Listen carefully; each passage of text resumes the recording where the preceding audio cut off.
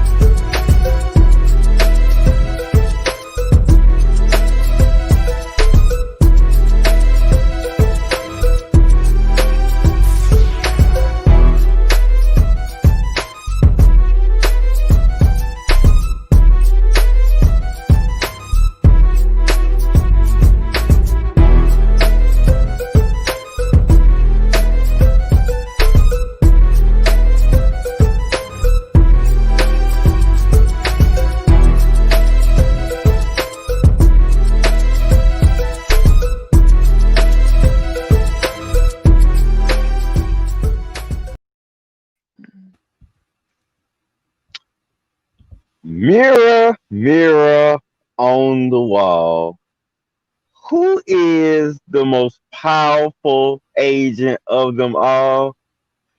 Mirror, mirror on the wall, who is the most committed players of them all?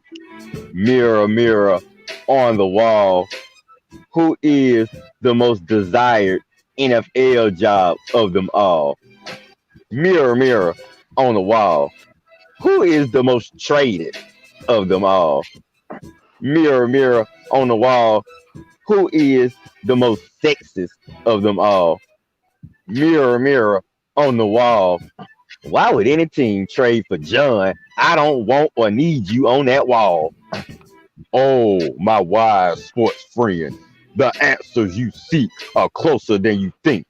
With Red, Rev, and the coach, along with episode 166, the answers to your questions will finally be released. Thank you, Mira. Episode 166. Let's get it started, y'all. What's going on, everybody? Welcome to another episode of the Red and Rev Sports Show. We're coming to you live from the TL Shouty. Give me the real sports talk, because we are real sports fans who are real sports athletes who have what? Real sports knowledge. So come on out and hang out with your boys, Red, Rev, and the coach for episode 166 of the Red and Rev Sports Show. And as is our sports custom, we now turn our sports attention to the best numerologist on this side of heaven. Coach Patrick Thomas, what you got for us for 166, sir? Okay, episode 166. Of course, this is the old tour 2020. And all the upper numbers in the 60s go back to old school. And I'm going to go back to a man from the Green Packers era who was a terror on the defensive side. Number 66 for many years. He's a Hall of Famer. And he was the first person from that era to be inducted into the Hall of Fame. His name is Ray Nitschke, terrorizing linebacker for back in the days. He is the first person from the 60s to be inducted in the Hall of Fame. Number 66, Ray Nitschke.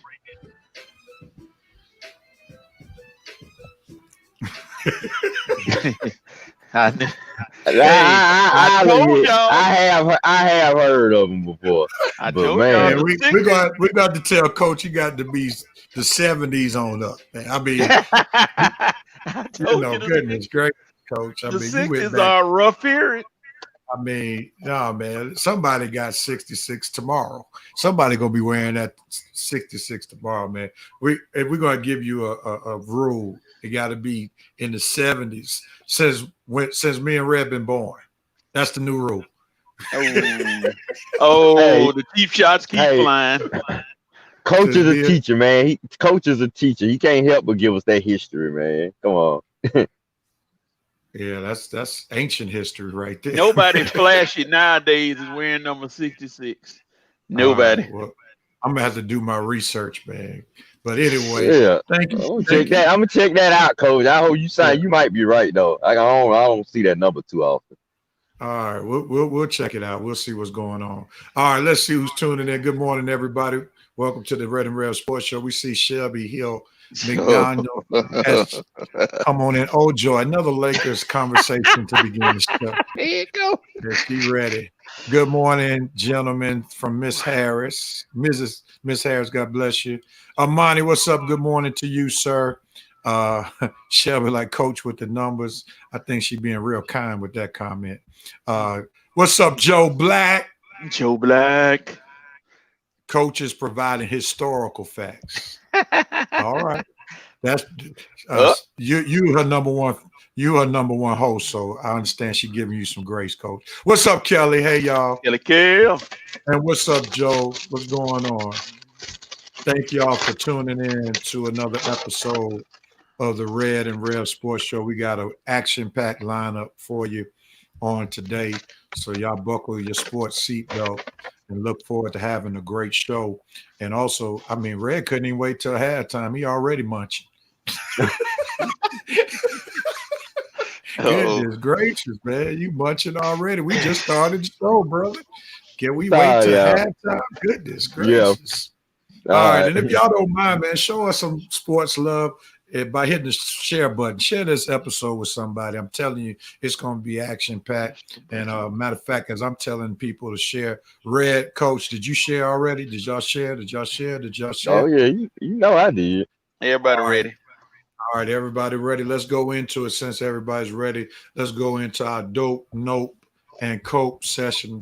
I probably shared too much. Well, that's gonna keep sharing, man. be proud of the show that you're on. All right. You're right. Let's go with the dope note coach session. Coach, we'll start with you. What are you doping on? Well, I'm doping on one Coastal Carolina. This is a team that nobody really talked about in the circles of annals of college football, but this year, due to the COVID and due to everything else, they are undefeated, and they actually accepted a game to play today against BYU, who is another team that's kind of climbing up quietly up that chart to play, sneak into the national championship. Will they get in? I don't know, but this game is going to go a long way for both of these teams to be on the national spotlight. So, Coastal Carolina, we don't talk about you much in football, but we talking about you today. That's my dope moment. All right. Excellent. Absolutely excellent. Coach, before I get to Red, make sure you check your mic. I think we're hearing some feedback from your microphone. Go ahead, Red. My dope moment for this week is for one, Tyloo. Now, I know you're wondering, why would Red be doping on the Clippers coach? And I'll tell you why, because once again, it's going to make the Clippers look bad.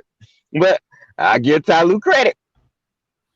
Acting like his Zoom failed because he forgot new player Luke Kennard's name earlier this week at a press conference. Nice try, Ty. I give you much credit for that, dude. I don't know if you doing like me, having your wake and bake sessions early in the morning, or you just literally forgot who the Clippers added to your team. But next time you're going to try to tell us how your team has improved, try to remember the player's name. But nice try for pretending like your Zoom failed. Oh, was that y'all fault? Oh, I'm back on now. Nice try, Tyloo. I give you credit. So that was a dope try, but still, we're not buying it. Just remember who your players are, buddy. That sounds more like a note moment. More than dope, brother. You sure you didn't want to say that for note, man? Because that's more note than dope. All right, so we'll go with that one. I don't know what to play, but power up, okay? All right, here we go, man. I'm doping on the teams that showed me some W's last week in the picks. I went on a limb, and I want to give my dope moment to the Falcons, the 49ers, and the Falcons and the 49ers in particular, giving me two games that people didn't expect me to have. For the Falcons beat the Raiders, and the 49ers beat the Rams. So thank you all for giving me a little momentum to start this comeback tour back in the Red and Rev Sports Show. Oh, Lord. So here we go. Here we go, baby. The Reverend is not down. He might be out, but he's not going to be. He might be down, but he's not going to be out. So that's my dope moment. Give it up to the Falcons and the San Francisco 49ers, baby. Oh, yeah. All right, Red. This is your note moment. What you got for us? My note moment is for one, Emmanuel Duran. You know who that is? Keep going. Yeah. Yeah, we can can go with it. Oh, yeah, okay. Go with it. Oh.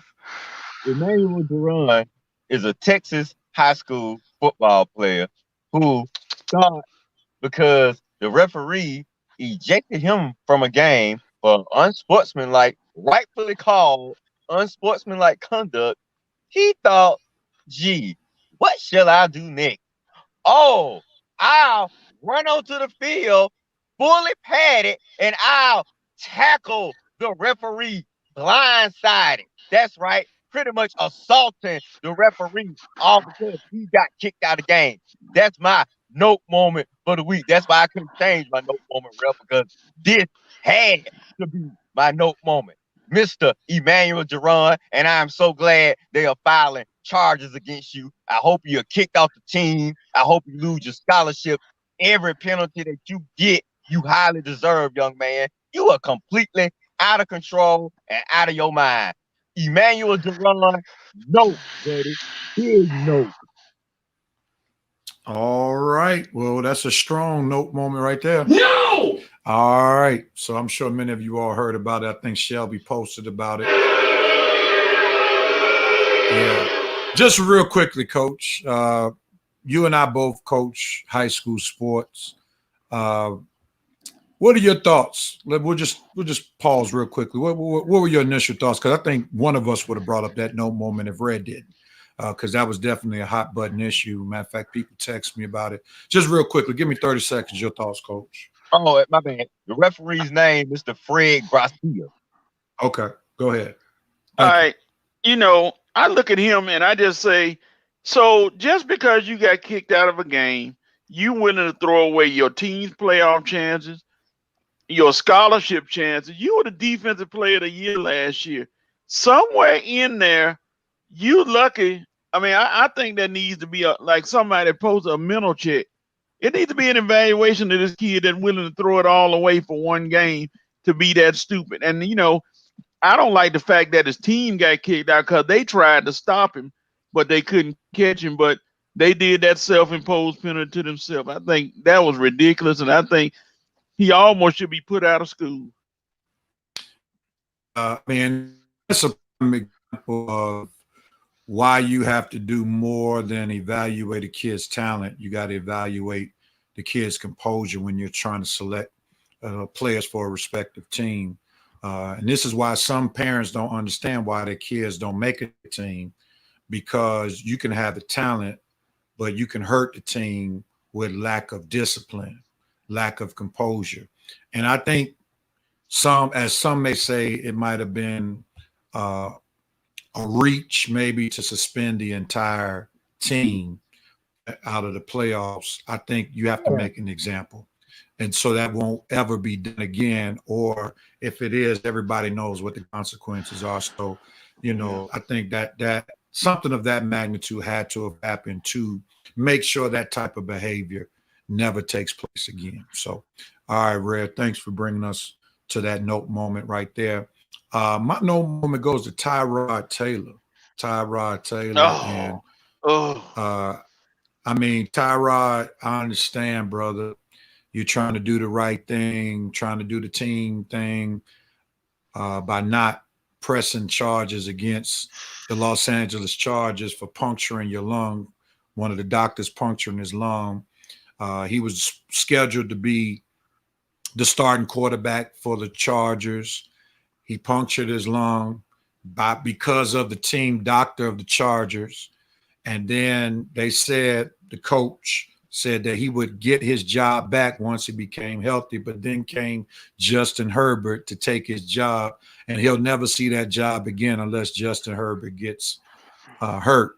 So Tyrod Taylor, man, you needed to maximize the moment to be able to make sure that they compensate you for what they did, because after this season, they don't have any love for you unless they did something behind closed doors, where they gave him some type of lifetime contract or deal where he'll always be a part of the organization, not seeking legal attention to what they did to his body.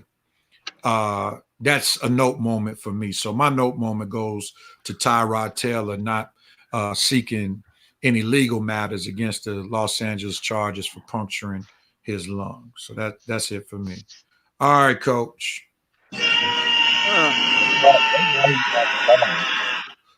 Huh? That's why he's not a starter.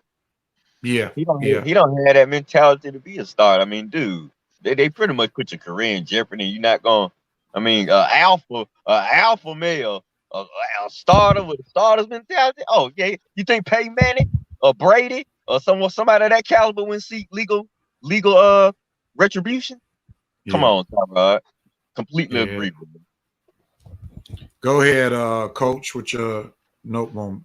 It seemed to be a lot of note moments to choose from this week for whatever reason, but I just dipped on one, and I'm just going to say bless his heart. Vontaze Burfict was arrested in Nevada on battery charges. And I'm like, Vontaze, are you taking this to the streets now? You already had battery on the football field. Now you can't control yourself and you're going out into the general public and doing something. Dude, it's time for you to take a good long self-evaluation and figure out where are you going. You're not in the NFL, you're a free agent. This not gonna help you get back in the NFL. So my no moment, unfortunately, goes to Vontez Burfict. All right. Oh, come on! All right, my Coke moment goes to college football fans. Once again, we have a whole slew of games that were canceled due to COVID. This has been probably the worst college football season that I've ever seen in my lifetime, with all the cancellations that have taken place in every major conference. The Big Ten, they're trying to get 5 games in. Ohio State may be in jeopardy of not even be able to make the Big Ten championship game because of all the cancellations. Here in Georgia, Georgia has another cancellation for the second time, and they're going to try to make up today's game on December 19th. So I tell you, if you're a real sports football, college football fan, this has not been a great year for college football. And I'm just hating that we have the NCAA picks section on our show, because we're literally pulling hairs trying to put some games together to pick. So nevertheless, man, that's what I'm coping on. This has definitely been a huge L for us as college football fans.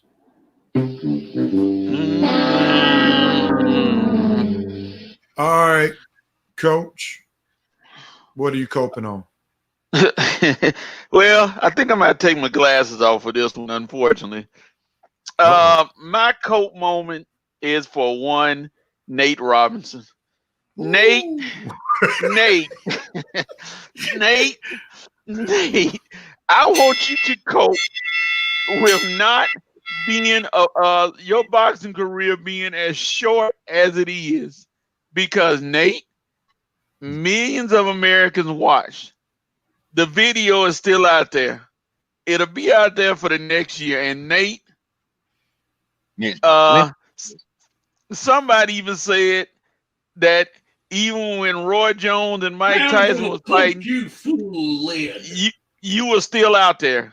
Nate, let it go. Go back to the slam dunk old edition contest or something. I don't know, but Nate, it's over, dog. Just like you went down, your career's going down, and it should be over and done.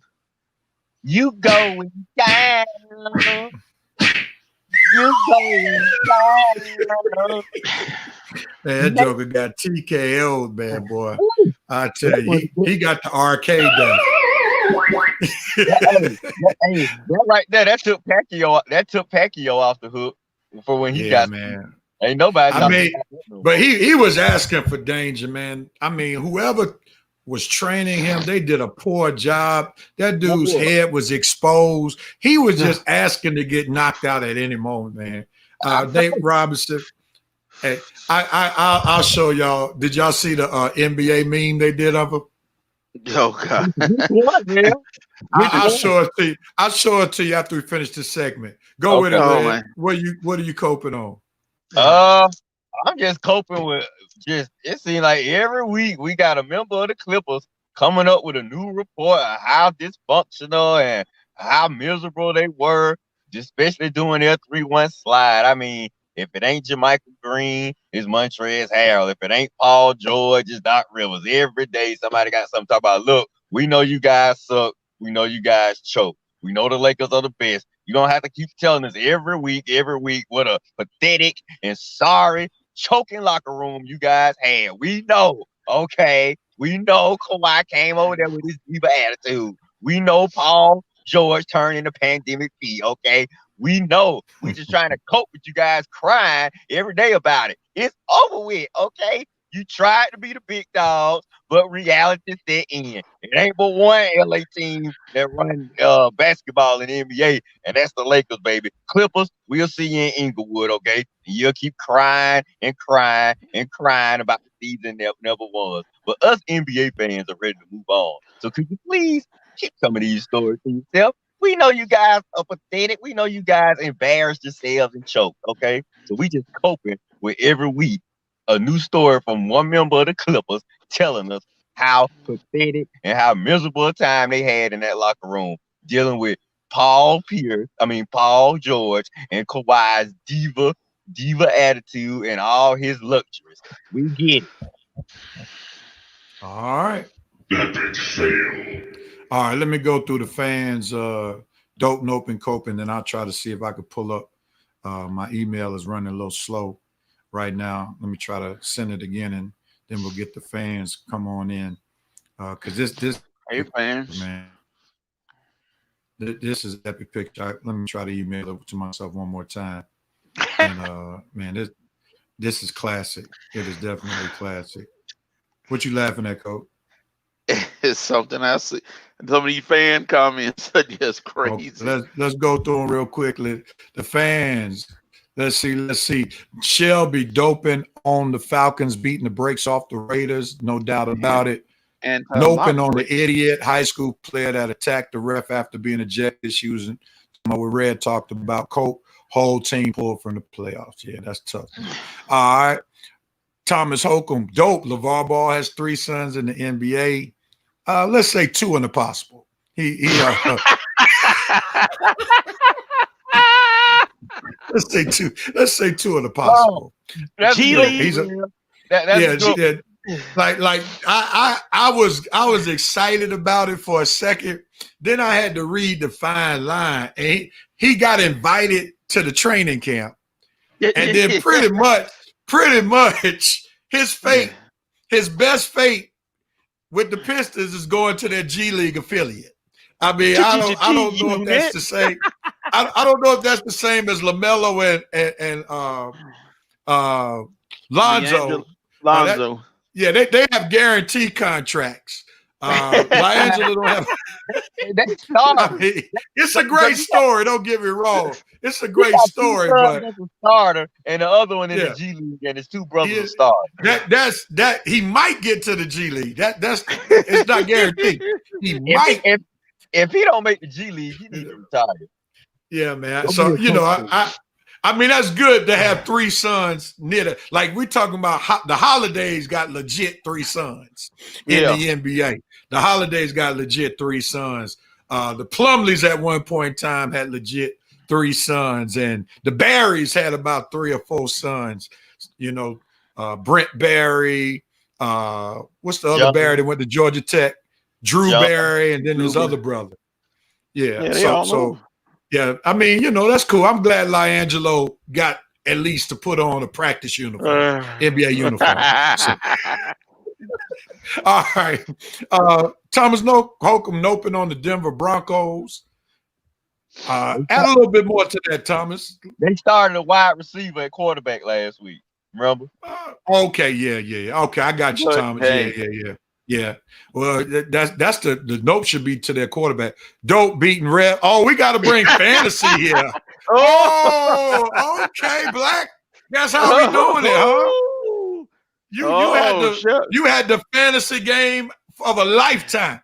It took you to score 200 points to beat me, but it's cool. But you're still behind me in the standings, so don't forget to report it all. Don't forget to report it all, Brother Black. All right, let's see. What else we got, man? Man, we have so many comments. I can't get through all. Yeah. Oh, did I give Armani? Man, goodness gracious. Got so many comments. Let's see. Let me go back. The Broncos lose all of it. Yeah, okay. We got you, Thomas. We were willing to use a quality control coach, a wide receiver from the practice squad, but Cap doesn't get a snap. Yeah, man. That's nope. Yeah. Nate Robinson. Yeah, man. That thing is bad. Oh, man. All y'all on Nate today. Oh, my goodness. Kelly says, oh, yeah, that was off, but I think they need to evaluate that kid. Mental stability has been reported that it's not his first time doing that. That's the teaching, Kelly, showing her teaching love right there. All right. Nate took the biggest L. Yes, yeah, Kelly, you ain't lying. Look what Shelby said. Like the old mother, like the old mothers in the church. Bless his heart. Yeah. Armani, oh man, y'all using the word idiot, boy. I'm glad y'all keeping it clean. I'm sure y'all said some other stuff outside the show. Yeah, Nate was in a bind. He's good more than a bind. I always believe in someone redeeming themselves. The kids show sign. Look at Kelly, boy, showing some compassion. That's the teacher teacher of the year. Kelly. I agree with them not being in the playoffs. It sets the tone for the entire league. Act the fool if you want to. No doubt about it. Josh Gordon getting another chance. Yeah, man. That's a little dicey for me. But I guess he's benefiting by the nation starting to decriminalize marijuana all over the country. So I think he's getting that benefit of the doubt right there, because that's really what he's been suspended on. Josh Gordon is the new Marvin Lewis, the luckiest black man in America. Yeah, you ain't lying. He got that black privilege that many of us don't have. I don't know another black man in America that would have failed all those drug tests, and boy, you still bringing in a paycheck. You're still bringing it. Still got a paycheck. Boy, what? Wait a minute. I think this is Kelly's dope moment. Tech didn't get a chance to get whooped by UGA this year. I think that's her dope moment. No, she said didn't get a chance to whoop. Oh, well, that's her silly moment. That was really a silly moment right there. Yeah, she know better than that. This is a make or break game for Raheem Morris. I think it's broken, man. But I do believe. If he runs the table, man, don't be surprised if he comes back, man. Because he ain't beat no Kansas City. He ain't beat twice. Here's the thing, Red. Here's the thing. Arthur Blank is going to do what he can to protect Matt Ryan.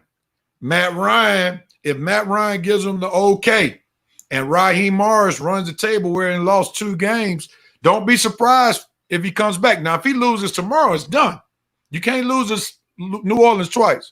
But don't be surprised. We're talking about Arthur Blank. This is the same man who let Dan Quinn come back when he started the season last year with a donut. Well, and then because they won 7, 8 meaningless games, he brought them back. So we'll see what the new GM say about old Raheem, because the new GM gonna make that decision. Yeah, we'll see. And remember now, they can hire somebody who'll go along with Blank's plan if he wants to now. So let's remember it now. They say certain things out in public. They can do other things in private. That's why Blank team ain't got no rings right now. Exactly. I agree with that. I definitely agree with that. Another weekend without Georgia football. Let us play Tech. Vandy needs to forfeit anyway. They are sorry they had to find a girl to play. now, I'm glad a female said that, because we might have gotten in trouble for that statement. But Shelby said ain't got the Chris Collinsworth yet. But you know what, man? We've been spending a lot of time on Dope Nova Coke. But here's the thing I want to add real quickly. I guess we got to go through the other segments real quickly. But would somebody be criticized if she were in position to be with the ball and somebody hit her? How would people feel about that? I'm hoping somebody hit her. That let me know what a true football player she is. I mean, if you ain't got hit, you ain't no real football player to me. I mean, you out there, but you gotta get hit. You gotta make a hit. You gotta prove you can take a hit and still be in the game. Then you a true football player. But she's still part. But now on that topic, now you don't find many kickers that take hits though. They pretty much stay out of the way when it comes to tackling. You don't get many. But kickers. There are times when the kicker or the especially on a kickoff. Yeah. You know, you are in the position, or at least trying to hit somebody. Somebody would somebody be criticized if they ran her over? That's what I'm about to say. Somebody go for the cheap shot and then go for the blind lick and hit her. Yeah. You on the field, you on that field, it's all legal, baby. Don't step on the white line if you ain't ready to take that hit. All right, let me go through these comments quickly. I'm not going to read all of them. Just going to go through it. Because Shelby said something I'm going to post in just a second.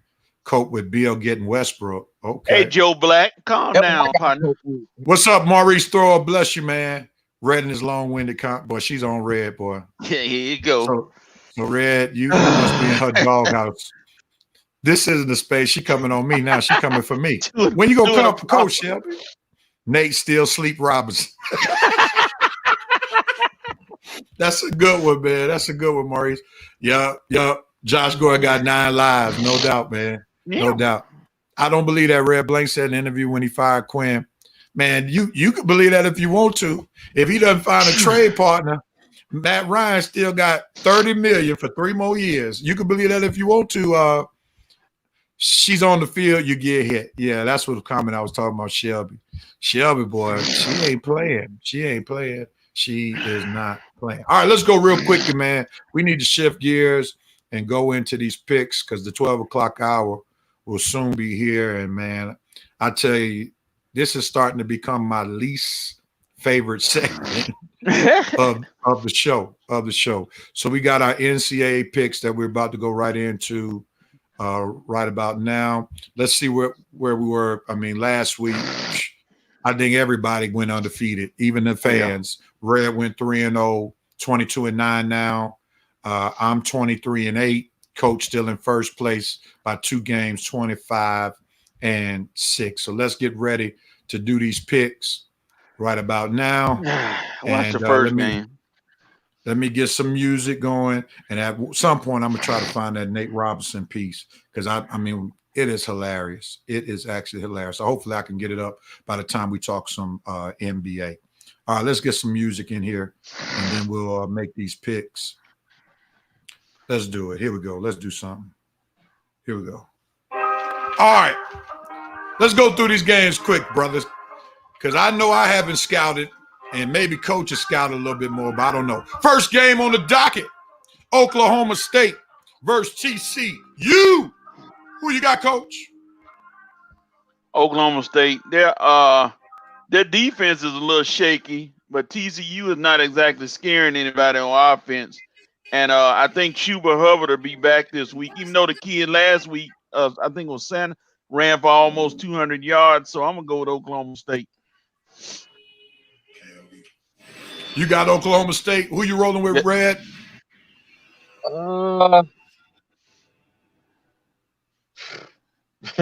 Man, both of these teams pretty much evened out, man. Neither one of them. I don't trust neither one of them defense. Neither of them are really physical teams. They mostly finesse teams. They got you on offense, but what you expect when you're dealing with the Big 12? I'm gonna take TCU just because they at home. Just maybe I can gain a game on Coach. I'm taking TCU. All right. And I'm going to go with TCU with you, man, because they're at home. The point spread is only 2.5. So that means that even those people who pay close attention to these teams feel like this is going to be a close game. And Oklahoma State is known to go ahead on and choke a game. Plus, I want to try to get a game here against Coach. And if we lose this one, Coach might be in the driver's seat to win the pandemic asterisk NCAA championship. Why it's got to be a pandemic asterisk? Oh, all right, next game. Red, it's on you. West Virginia versus number 9 Iowa State. Who you got, man? Oh, man. Okay, Ray, hold on. Let me pull it up a little bit. Let me take a look. Hey, man, you're supposed to do your homework, man. The show is on, man. We ain't got time for you to pull it up. Let's go. It's on you. Who you got? I'm gonna go with Iowa State. You got Iowa State. They are Iowa State at home.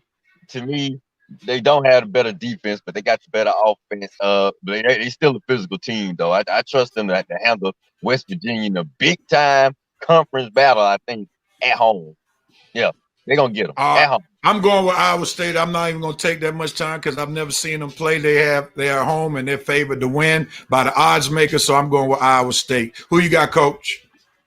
It's going to be Iowa State simply for the fact is because they have the motivation. If they win today, they automatically qualify for the Big 12 championship. So they got motivation, home field, and Brock Purdy, quarterback on their side, they're gonna do some things. They're gonna hurt West Virginia bad. West Virginia is not an offensive threat, so go with Iowa State. All right, next game on the docket is on me, BYU. Who would have thought this would be one of the top games of the day? BYU, Coastal Carolina. Coastal Carolina's at home, but I'm going with BYU. They're 9-0. Coastal Carolina's 9-0, but I believe BYU, by virtue of their schedule, they're a stronger team. And they are destined to make some type of bowl game, but it's not going to be the college playoff. So I'm going with a great bowl game, but it's not going to be the college playoff. So I'm going with BYU. This is like their championship game right here. Who you got, Coach? I'm going with Coastal.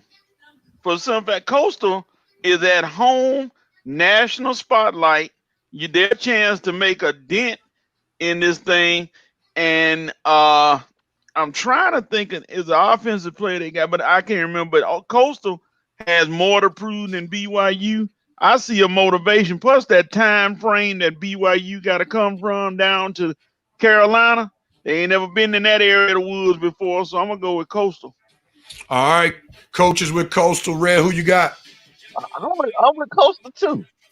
They at home. The player you talking about, Coach, is McCall, the quarterback McCall, and I like Coastal skill players more than BYU skill players. They both got pretty good defenses now, and they both got opportunistic offenses. And I'm gonna take Coastal Carolina. I know, like Coach said, it's a big time game for them too. National spotlight at home. Probably one of the biggest game in the team's history, as far as like recent years. So I'm gonna take them to step up at home in front of the home crowd. Give Coastal fans something to cheer about. BYU, great season, but I think Coastal gonna be ready for them. Now, all right, if we're going on with the odds makers, they're expecting BYU big. Well, Rev, yeah, I'm sorry. That quarterback for BYU, that's going to be the key to the game. Zach Wilson only thrown 26 touchdowns, but only 2 interceptions. So if Carolina can put that pressure on him and force him into something, they'll win. But I figured they would go with BYU big time just for namesake. All right. Well, I didn't know we were going to be talking about BYU and Coastal Carolina this long. Come on, man. Let's move it. Let's move it, man. We got to go, man. We got to go. We behind schedule. We behind schedule. We got to move forward. Let's move on, man. Texas A&M versus Auburn. Auburn at home. It's on you, Coach. Who you got? Oh, gosh. I don't like either one of these teams. Kellen Mond, he'll underperform at Auburn today, but I guess I'll give it to him by maybe a point. Mond might step up. Bo Nix is terrible, in my opinion. I'll go with Texas A&M. All right, Red, who you got, man? I'm with Coach. Texas A&M. I ain't trusting no Bo Nix, no Auburn, no Gene Malzone. Get them out of here. Let Dante work all over them. Texas A&M. All right, I'm making it unanimous. I'm going with Texas A&M and Auburn. I do not trust. All right, let's move on, man. Last game for college. Number 12, Indiana versus number 16, Wisconsin. Red, who you got? Woo! I mean, it's tough because Indiana just lost their quarterback for the season. I guess it's our first time seeing this other kid. Oh my God. I hate to do it because Indiana been balling all year, but they lost the quarterback for the season. I just can't believe you're gonna be the same team. I'm taking Wisconsin at home. I'm glad that you said something about the quarterback because I'm so out of the loop with college football. I didn't even hear that the quarterback went down. So thank you for saving me from taking Indiana. And I'm going with Wisconsin as well because I don't see Indiana having a chance without that stud at quarterback. Coach, who you got, man? I guess I'll go with everybody and drink the whiskey. I'm going with Wisconsin. I mean, that boy losing that quarterback, he just was a sophomore. That hurt their offense big time. Now you got to readjust, readapt. It ain't going to happen this week. Wisconsin. All right, gentlemen. All right, gentlemen. Well, we've gone through our picks. Let's see who the fans got real quickly. They own this. They own it. Let's see who we got. Who we got? Armani, Oklahoma State. Kelly, TCU. What Big 12 defense didn't shake it? That's very true, Joe. Oklahoma State, Joe Black. Maurice Thor represent Oklahoma State. Shelby got TCU. Good morning to you, Terrell Mitchell. Let's see who he picked in this next one. He got Oklahoma State with a 3.5-point victory. I'm trying to see when they give out half points. I know that's from the odds, though. I got you. Iowa State, Armani. Wow, Coach needs a nap. Oh, look at Shelby, boy. I gotta see what you and Shelby doing behind closed doors, Coach, man. Because she's just showing you all kind of sports love. My goodness. Iowa State by 6. Kelly Nicole got Iowa State. Shelby, Iowa State. Maurice Thor, Iowa State.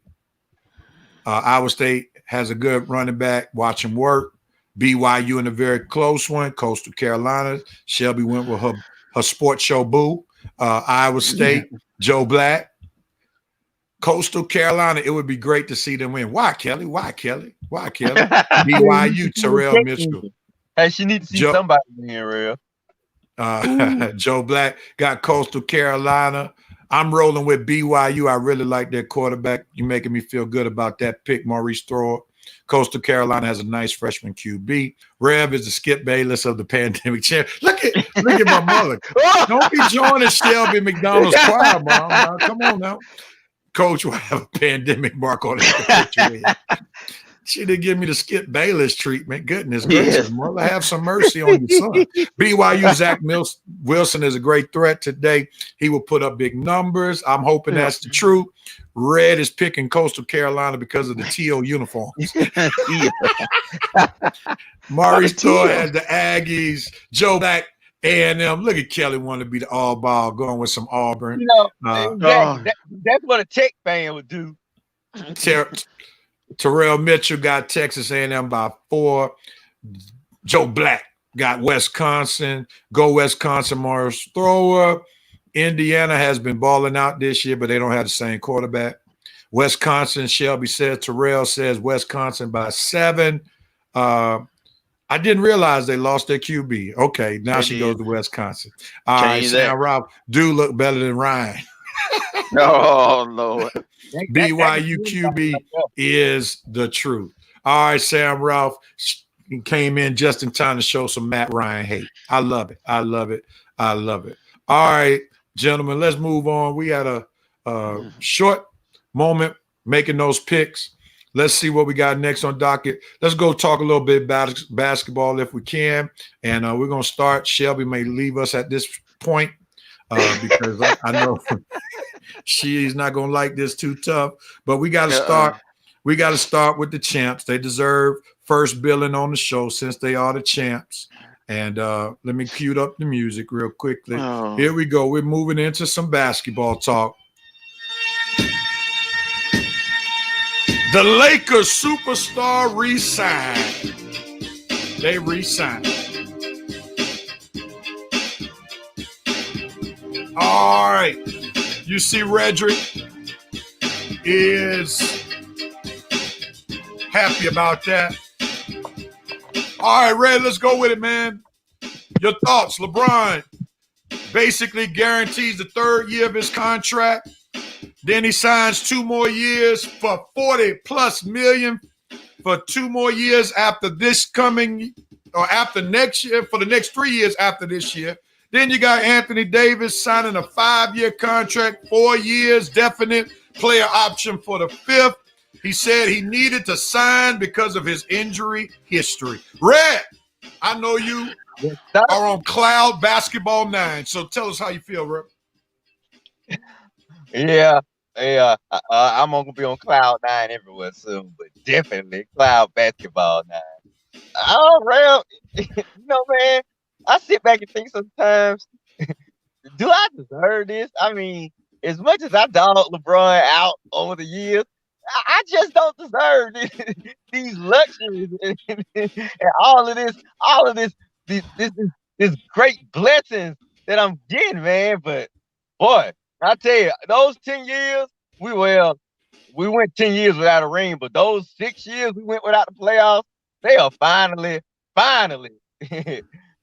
coming to fruition, man. Finally, it was worth it to be back on top.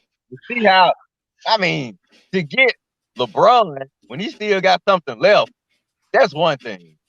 But to get one of my favorite players and to have both of those guys commit to your team long term, when you know having both of those guys are gonna bring other players, because look, you have players willing to take pay cut to come over here and play with us, man. That's the thing about the Lakers.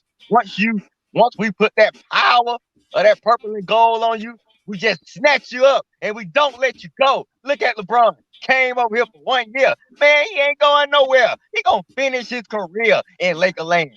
Anthony Davis, he gonna be the best year of his career. It's gonna be in that purple and gold. Both players. Ryan, and man, look, If we figure out some way to get Bradley Beal from Washington, I just hope Westbrook go in there and just make all kind of drama for that guy. Just drive him completely mad to where he say, I can't take it no more. I want out.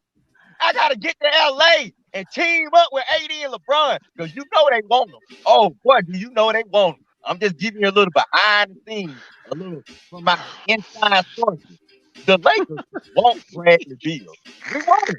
But we got unless he want out, we can't just straight go after him. But let that boy want out. I promise you, we are gonna do everything in NBA possible to go after that guy. But anyway, look, all I got to say, I ended with this real. It just feels so good to be a Lakers fan right now. I mean, I made one of the best decisions of my sports career when I decided to be a Laker fan back in 1988. Because, boy, look at me now. I wish the Hawks would join my greatness of the Lakers, but one day, Atlanta, hopefully you'll be up here. But boy, how does it feel to be a Laker fan? Absolutely marvelous. I love it. You're right, man. I'm on cloud nine. I just don't deserve it with him as much trash as I talked about LeBron through these years. And just look at what he's doing for my team. Thank you, LeBron. Thank you, buddy. Well, I deserve this. Well, I told the truth about LeBron. I didn't lie about him. I didn't. You told the truth last week. You told the truth about him last week. No doubt about it. About him all forever. Yeah. I mean, it's amazing. LeBron, I mean, Red's about to become a LeBron disciple in just a minute, man. The way he keeps talking and talking. I'm telling you, man. I mean, I feel like you owe me some time back. As much we argued about LeBron in the past, I feel like I need those moments back in my life. If I get that energy back and that oxygen I had to use back, so I could extend my lifetime as much as we had to talk about LeBron and your hate for LeBron. But I'm glad my brother's seen the light. They better hope Giannis don't say he want to join the pod because he's talking that stuff now. But Giannis can't come. Giannis can't come. He would get the same treatment as Kevin Durant, and because they'll win a championship, but that would be a black mark on his career. So I wouldn't get excited. Only way Giannis would come to Los Angeles if LeBron is no longer there. Well, that's fine. We'll find somebody else. We will find somebody else. Don't you worry. Next week, next year, next summer, we're gonna have our pick. Don't think Kawhi won't join us. Hey. We'll find somebody real. We will find somebody guy. Now, Red, Sam Ralph hasn't joined the LBJ fan club, so he's still hating on LeBron. I mean, now, Sam Ralph, you got a point when you talk about Miami, but let's not get it twisted. Outside of LeBron James and Anthony Davis on last year's championship squad, who else is really a superstar? Come on now. They love Rondo so much they letting him walk. They love Danny Green so much they let him walk. They love JaVale McGee so much they let him walk. They love Dwight Howard so much they let him walk. Come on now, and these were rotational players that I'm talking about. So Sam, man, come on, man, you can't talk about LeBron on this championship. He did not have a stacked team, my brother. He had one superstar player with him, Anthony Davis, and the rest of them, LeBron took their game to a whole nother level. He was the point guard. He was the floor general. And like Red said last week that I've been telling him for years, LeBron makes whoever's on his team better. It's documented. We haven't heard nothing from Kevin Love since LeBron left the Cleveland Cavaliers. Chris Bosh was average when LeBron the Miami Heat. Come on, man. Y'all.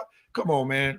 Kyrie ain't done nothing since LeBron. Them bums that he had in 2007, I ain't heard nothing from them. Half them guys out the league that he took to the finals in 2007. Man, we ain't heard nothing from them bums that played with LeBron in Cleveland. None of these guys were ever heard from again. We ain't gonna hear nothing about these guys that he making. Look, you take Alex Caruso away from LeBron, we ain't gonna never hear from him again. Put Alex Caruso on the Kings or the Bucks or the Hawks. Well, not the Hawks. I don't want him on there, but put him on one of these teams without, I'm telling you, dude, Rev is right on this one.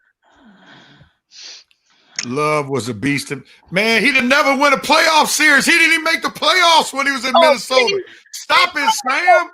He was a beast and getting beat down, not even making the playoffs, man. Stop this foolishness. Like Chris Bosh was a beast and didn't win a playoff series. Not one time as a superstar at Toronto, man. Stop this foolishness. Kevin Love didn't win nothing without LeBron. Chris Bosh didn't win nothing without LeBron. We can call the roll, man. The only player that LeBron has played with that did something without him is one Dwayne Wade. With all the superstars he's played with, the only person that did something without LeBron is Dwayne Wade. AD didn't win nothing but one playoff series before he joined LeBron. Come on, man. Stop it, Sam. Stop it, Sam. Come on, man. Kevin Love had to go sit by LeBron in his pool just to beg him to be part of the team. If you such the man, why you going kissing LeBron's butt at his pool party? Man, if I'm the man, I ain't going to nobody's pool party kissing butt. Forget you. That's how I would feel. But Kevin Love obviously didn't feel that way. So he must have felt that he needed LeBron. And guess what? And sometimes I forget he got a ring, real. Kevin Love. Man. Yeah, man. All right, let's switch gears to one other topic you wanted to bring up real quickly. Does Rich Paul have the NBA power? Does Rich Paul have the NBA power? We know he is the leader of, was it Clutch? Was it Clutch Sports? That's it. Yeah, Clutch Sports. And we know that LeBron James is his prize player, as he is as Rich Paul is an agent. So, Coach, I'm gonna start with you since you didn't really chime in on Lakers re-signing their superstars. What do you think about Rich Paul? Does he have the NBA power? Is he the most powerful man in the NBA? First of all, I'm going to have to go use my Stephen A. Smith voice on that last topic. Everybody's not coming to LA. You can stop thinking about that. Everybody's not coming to LA like you say. All those superstars, they know they'll be castigated, demoralized, and everything else trying to go to LA to try to win a title.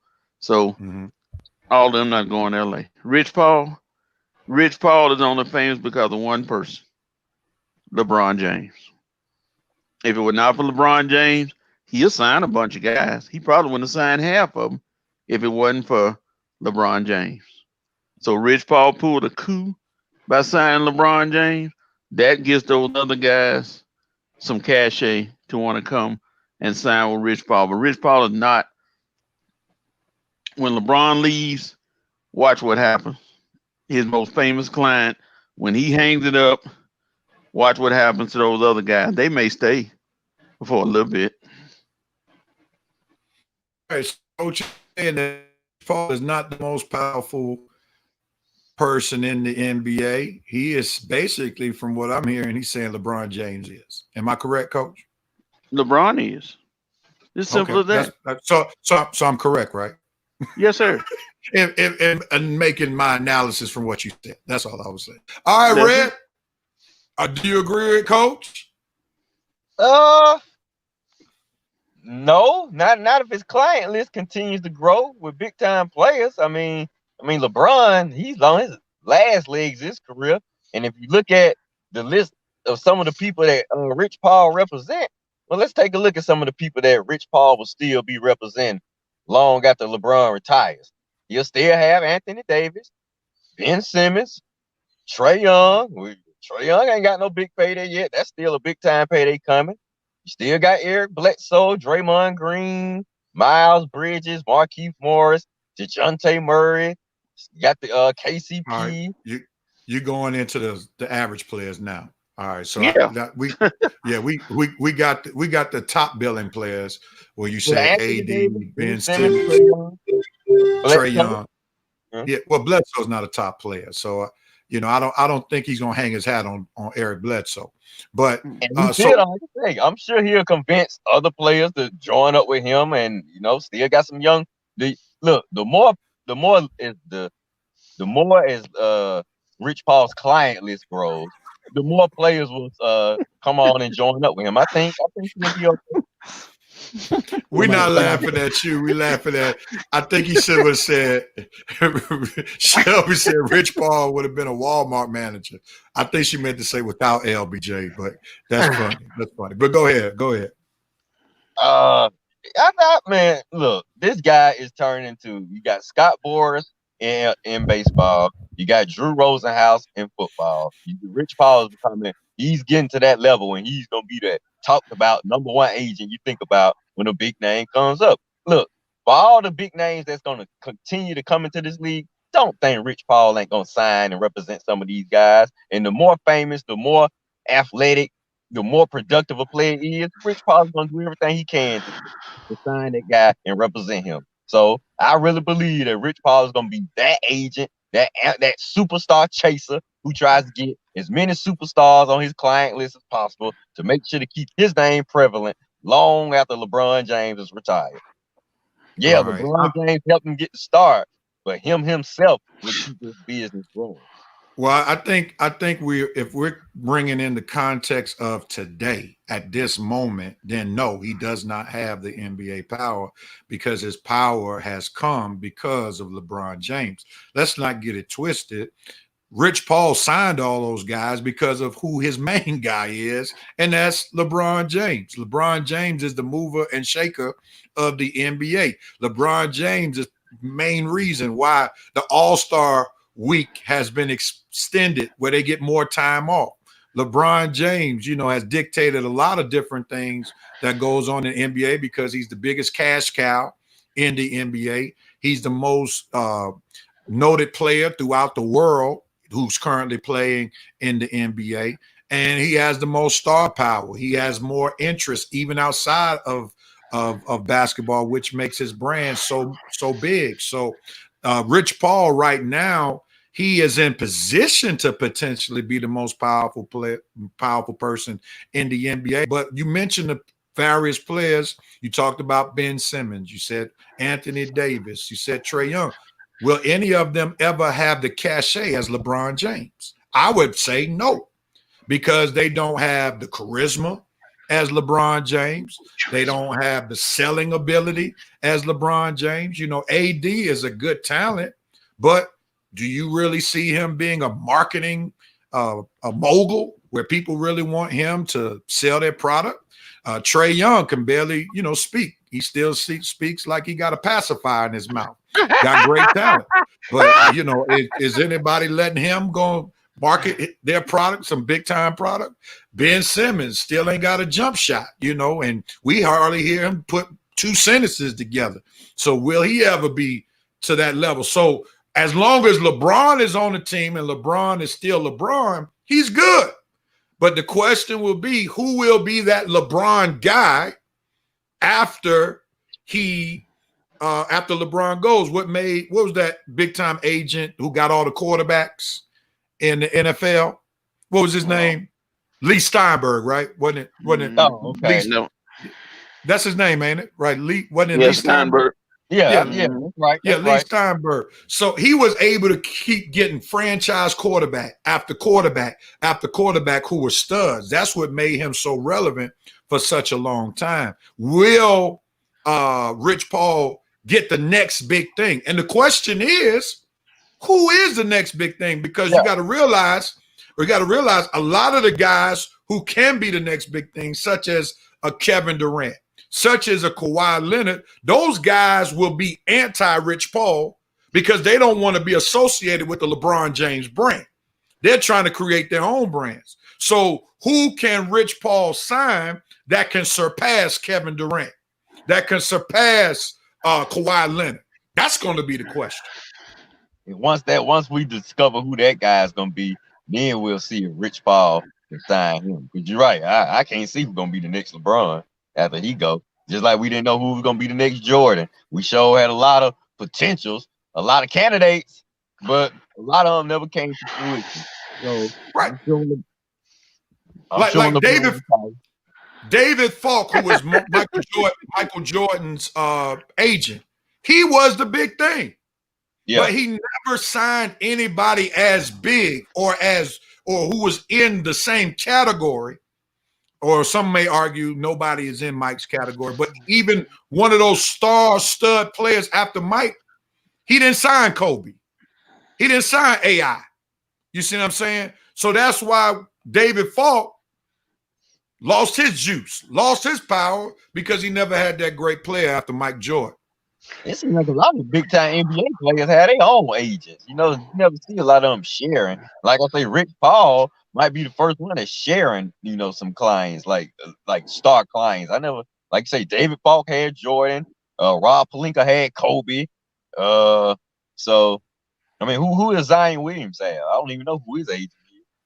I think he went with Jay-Z. I want to say he may have gone with Jay-Z.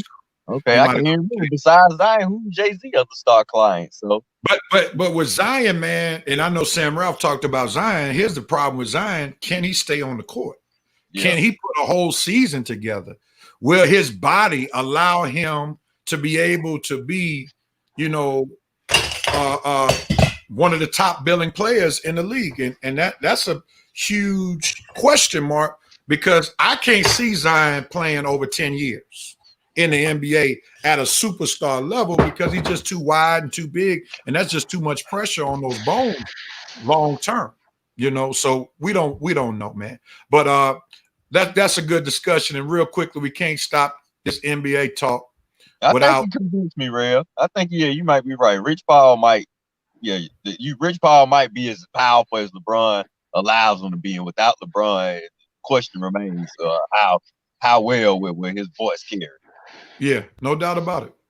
All right, Coach. This your segment right here. Oh, God. Your boy has been traded, Coach. Your boy is now taking his non-shooting self, but high energy self, to the Washington Wizards to be in the nation's capital. Are you motivated, Coach? And will the Washington Wizards be your new team?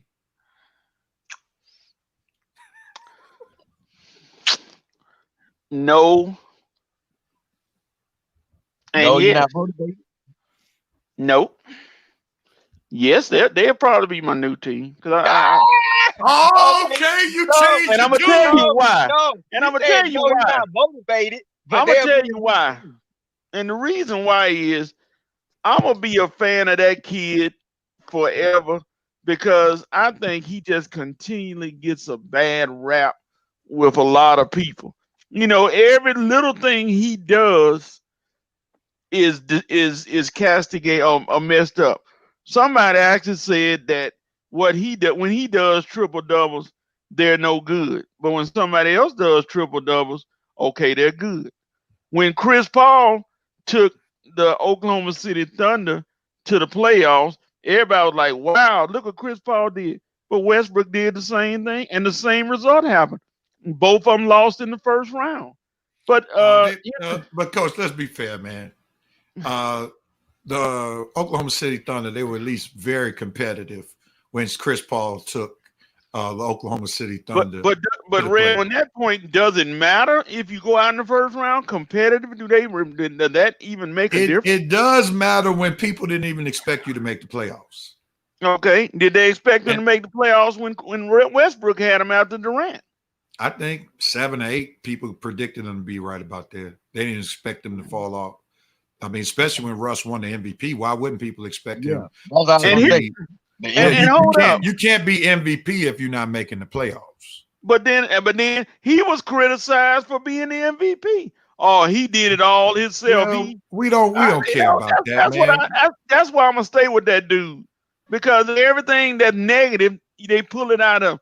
They don't pull a lot of positives from this dude. And you know, I'm gonna stay with him, because I'm gonna be with him because of what he does. You know, he plays hard.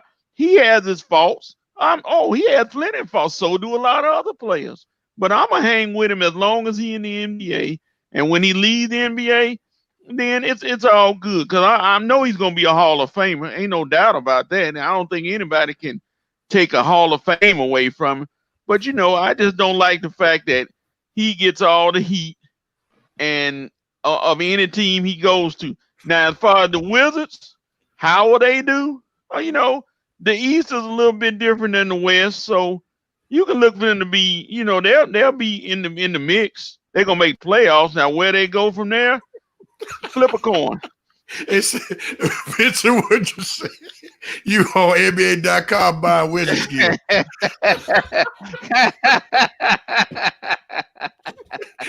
Coach, look at already throw coaches into the transfer portal. Wait a minute. Look what your mom said. I'm gonna get to it. Keep going. Keep going.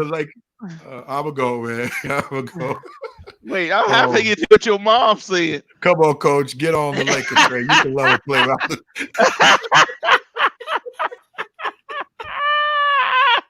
That's a good one, Mom. I didn't see her coming with that one, Miss Harris. Man. Why? Why? That was a good one. I can't do that.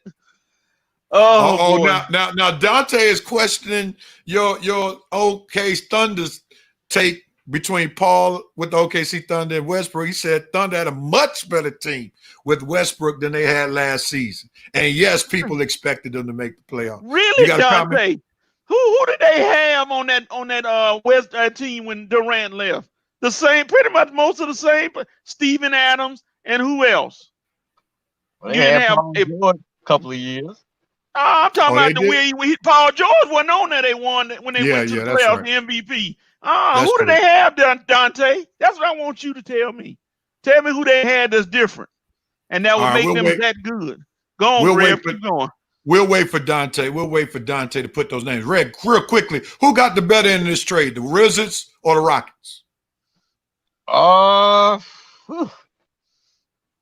say the Wizards for right now because they'll probably make the playoffs. They actually are a playoff team in the East now with Westbrook and Beal in their backcourt than they were before Westbrook got there. And it's hard to say how Houston's going to benefit with what they got. I mean, we don't even know if Harden going to be there. So right now, I'll say the Wizards just because they probably going to make the playoffs, whereas they wouldn't have made it without Westbrook. I don't think no championship though. No, I don't think either team will make a championship run or be a championship contender. I think the Wizards have positioned themselves to make the playoffs, no doubt about it, with Westbrook. I think Westbrook and Wall and Beal are a much better fit. And I think Beal is going to enjoy playing with Westbrook because Westbrook, you're going to get your best effort with Westbrook on court. And with Wall, Wall had become Hollywood. And I think Beal had just gotten tired of playing alongside John Wall. He knows Westbrook is going to bring his hard hat every time he hits the court. And I think that's going to motivate Beal to become even a better player. Now, when it comes to Houston, I could see that moving James Harden to talk about being traded even more because the problem with bringing Wall to Houston is Wall is a ball-dominant guard. And James Harden is a ball-dominant guard. So I don't know if you have enough balls for the two of them. Granted, John Wall is not going to shoot as much as James Harden, but is James Harden going to move off the ball and move without the ball in order for John Wall to give him the ball? That's the question mark. So that's why I see it. The Wizards got the much better deal out of this because they have better compatible parts for the two guys that they are pairing together than the Rockets. Is Wall healthy? Is he even? That's what I'm about to ask. Is he able to start the season at the beginning of the year? I would imagine that he probably is because he sat out the entire year last year, and nobody has said that he would be sitting out the beginning of the season. So, and then also let's remember the season is starting much later than what it was supposed to start because training camp normally starts in September, and now we're in December. So I would imagine if he were still not doing well, that they would have brought that up when they talked about the trade. Yeah. It's amazing this trade. I think there was a report. I'm sorry for cutting you off, Coach. I think there was a report that somebody said either in Houston or maybe in Washington before John Wall got traded, one of two cities, that John Wall looked pretty decent coming back. Okay, yeah, because that's what I was wondering. And then, just trying to see how he – and I think I know the season is abbreviated. Would he be healthy enough to come out game one? How many games is he gonna play? They do that with that load management garbage, and they'll see who's gonna play what and how long they're gonna play. So toss up. But yeah, you brought up a good point though about them two sharing the ball because Harden, is he gonna do that 20 seconds and shoot with John Wall? I don't know if John Wall going for that. And the one thing is James Harden is a much better player, but the Rockets are on the hook now for both of those guys who making 40 plus million. So John Wall got an equal stake in that situation because he's getting paid just as much as James Harden is. So it's going to be really interesting. But to close out this basketball section, and then we're going to have an abbreviated halftime because we need to jump in. Guys. What about to the Steven football. Silas? Anybody gonna get Steven Silas? What about what he wants? I mean, he is the coach now. Anybody gonna mention him? Oh, when those guys making 40 plus million, he is irrelevant. All right, let me just show y'all to close out this basketball section what I was talking about real quickly about Nate, little Nate. God bless his heart, man.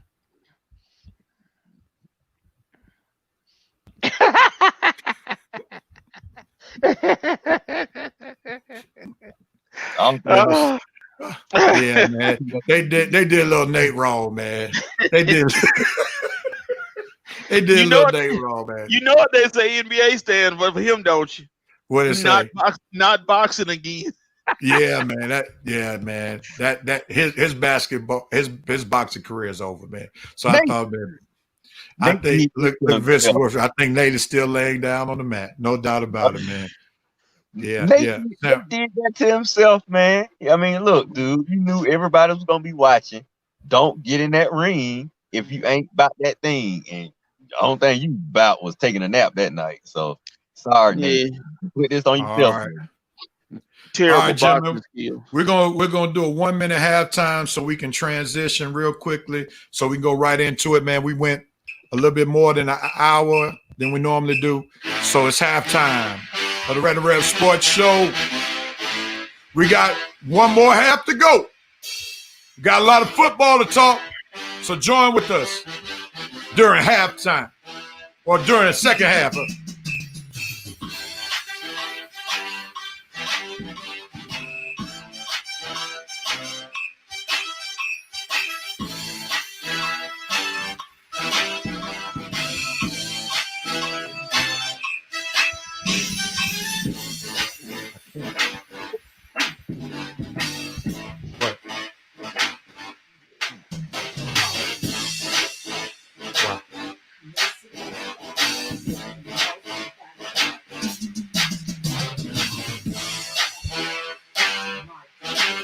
Jamaican Bob.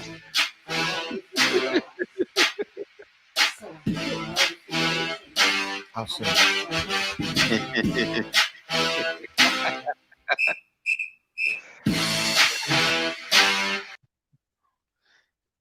All right.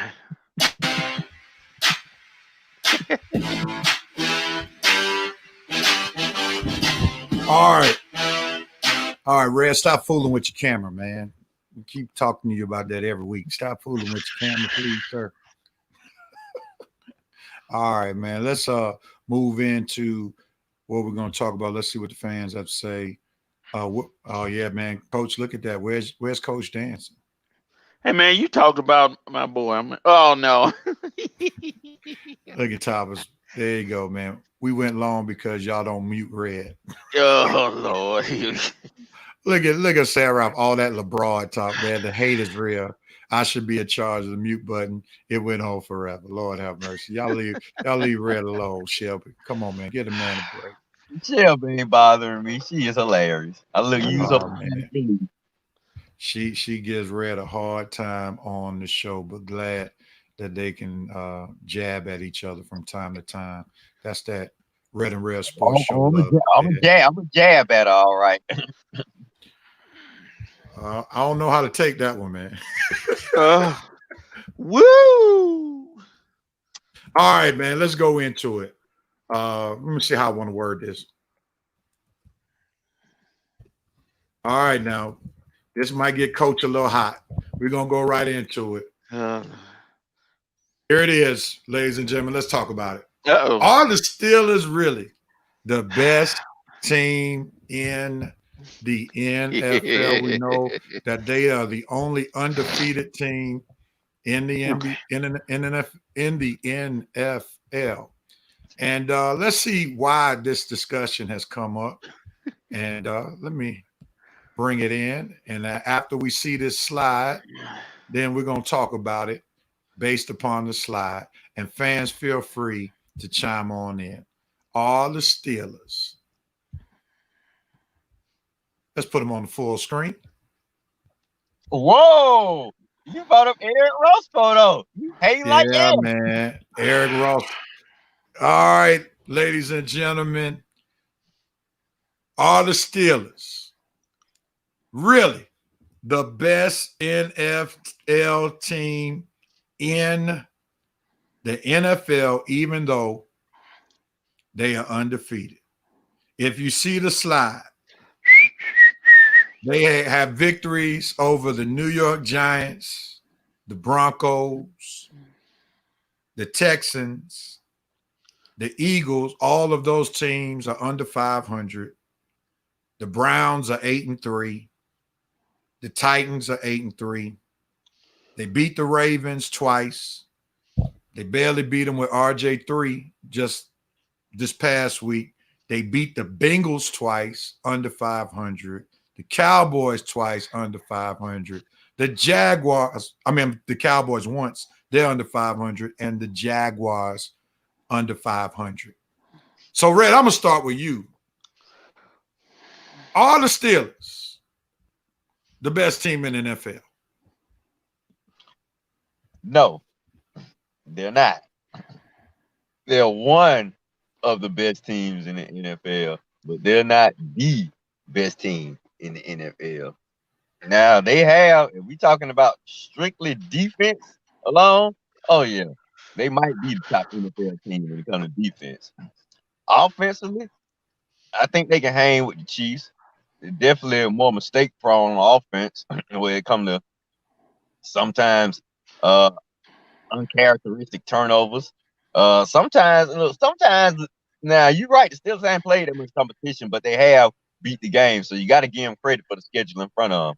But still, they do sometimes play down to their competition, and that might get them in trouble. Like I said, they don't always get up for their competition. Sometimes they take a minute to even get in the game. I mean, like I say, some games they don't win until the very end. So, look, they are definitely one of the best teams in the NFL. They are definitely a championship contender. But when it come down, if you ask me right now today, would I pick them over Kansas City Chiefs? Nope, I would not. Would I pick them over Green Bay Packers? Whew. It'd be a good one. I might end up going with Aaron Rodgers. Would I pick them over the Tennessee Titans?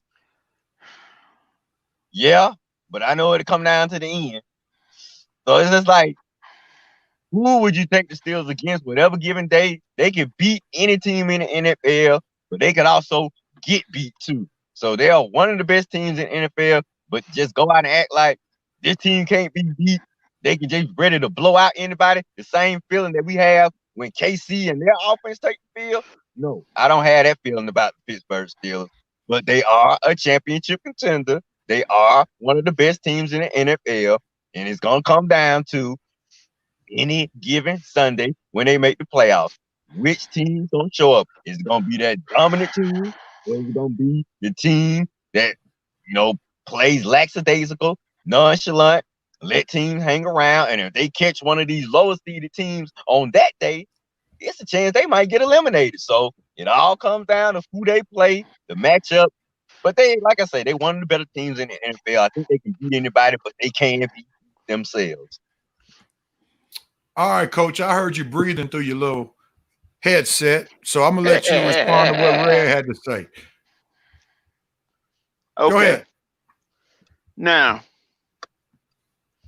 do people criticize, I use the New England Patriots, for example. Do they say this about the Patriots when they were winning games? You want to answer? Yeah. They didn't say that about the Patriots for the simple fact that they knew the Patriots would be in position to get the number one seed, which would help them every year. So they would have home field advantage, and everybody knows it was hard for them to beat the Patriots at home. So that's why the Patriots got the benefit of the doubt, because they win a weak division year after year after year. And on this the graphic here, I see 1, 2, 3, 4 bareleys.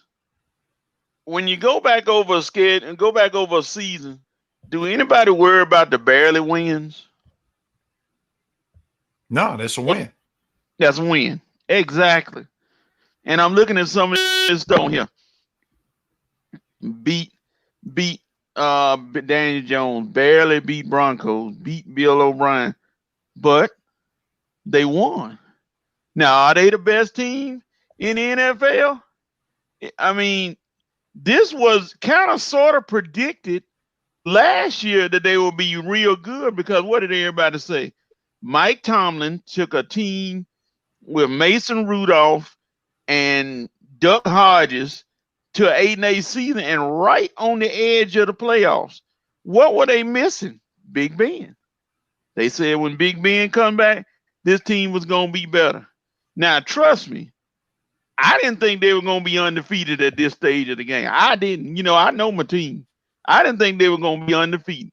But they have done what they need to do. Let me answer another question I know somebody will throw out there. Will they go undefeated the rest of the year? No, they won't. Somebody's going to beat them. I wouldn't be surprised who it is. Could be Cleveland, Indianapolis, the Bills. It could be anybody. But to be a good team, you have to survive the good as well as the bad. And everybody's saying Kansas City. I give Kansas City the props. Kansas City's team, now their schedule is not that formidable either. Down the stretch, their schedule is easier than the Steelers.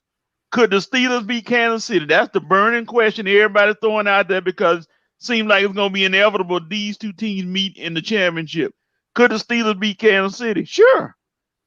Anybody can beat anybody. Keep Patrick Mahomes off the field, you got just as good a chance as anything. You keep Mahomes off the field. Can they do that? Yeah. Will they do that? Don't know. Because, Mahomes and the U.S. track team are, they're not steamrolling everybody either, but they're doing what they have to do to win games. Take example that Tampa Bay game. Everybody was sitting there, oh, God, this is about to be a 40-0. Ended up, Kansas City had to hold off Tampa Bay at the end. So it could be interesting. I'm happy that they're playing the way they are. I'm happy that they're going to make the playoffs. And to use my last statement that I'm going to use anytime somebody talk to me, I don't care anything about an undefeated season. All I want them to be is undefeated in January and February. And I'll end it right there. Whoa, Coach. You still didn't answer the question, though. Are they the best team in the NFL? I did answer it. I told you Kansas City was above them as long as you keep. Okay. Kansas All right. City gonna be there. You say what I said. They one of the best teams, but they haven't proven they're the best yet.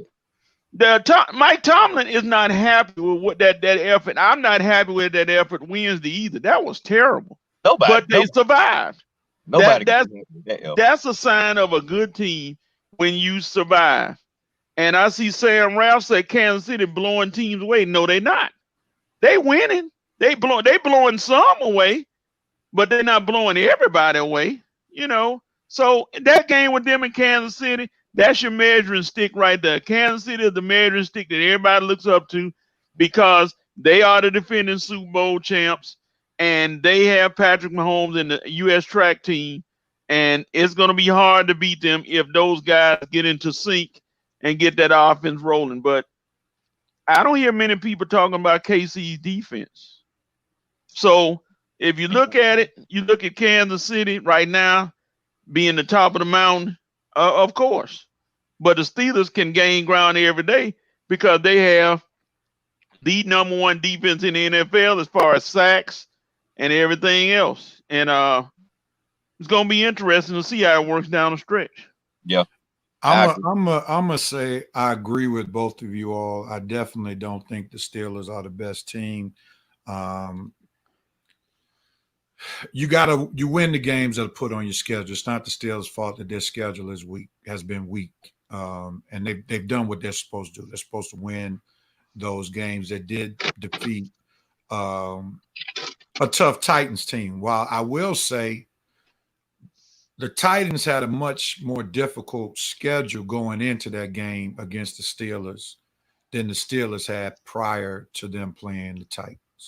So therefore, the wear and tear going into that game was quite different than the cakewalk, if you will, that the Steelers had leading up to that game. So, and we see that the Titans did fight back and they did fall short. Steelers did win the game. The Kansas City Chiefs, they have at least, I would say, 3 quality wins that I would say are legit. When you start talking about, they beat the Buffalo Bills. They're a very formidable opponent. Even though the Tampa Bay Buccaneers have fallen short the past couple of weeks, they're still a formidable opponent, would be a playoff team if the season ended today. And I missed that other win that they had. They beat the Raiders.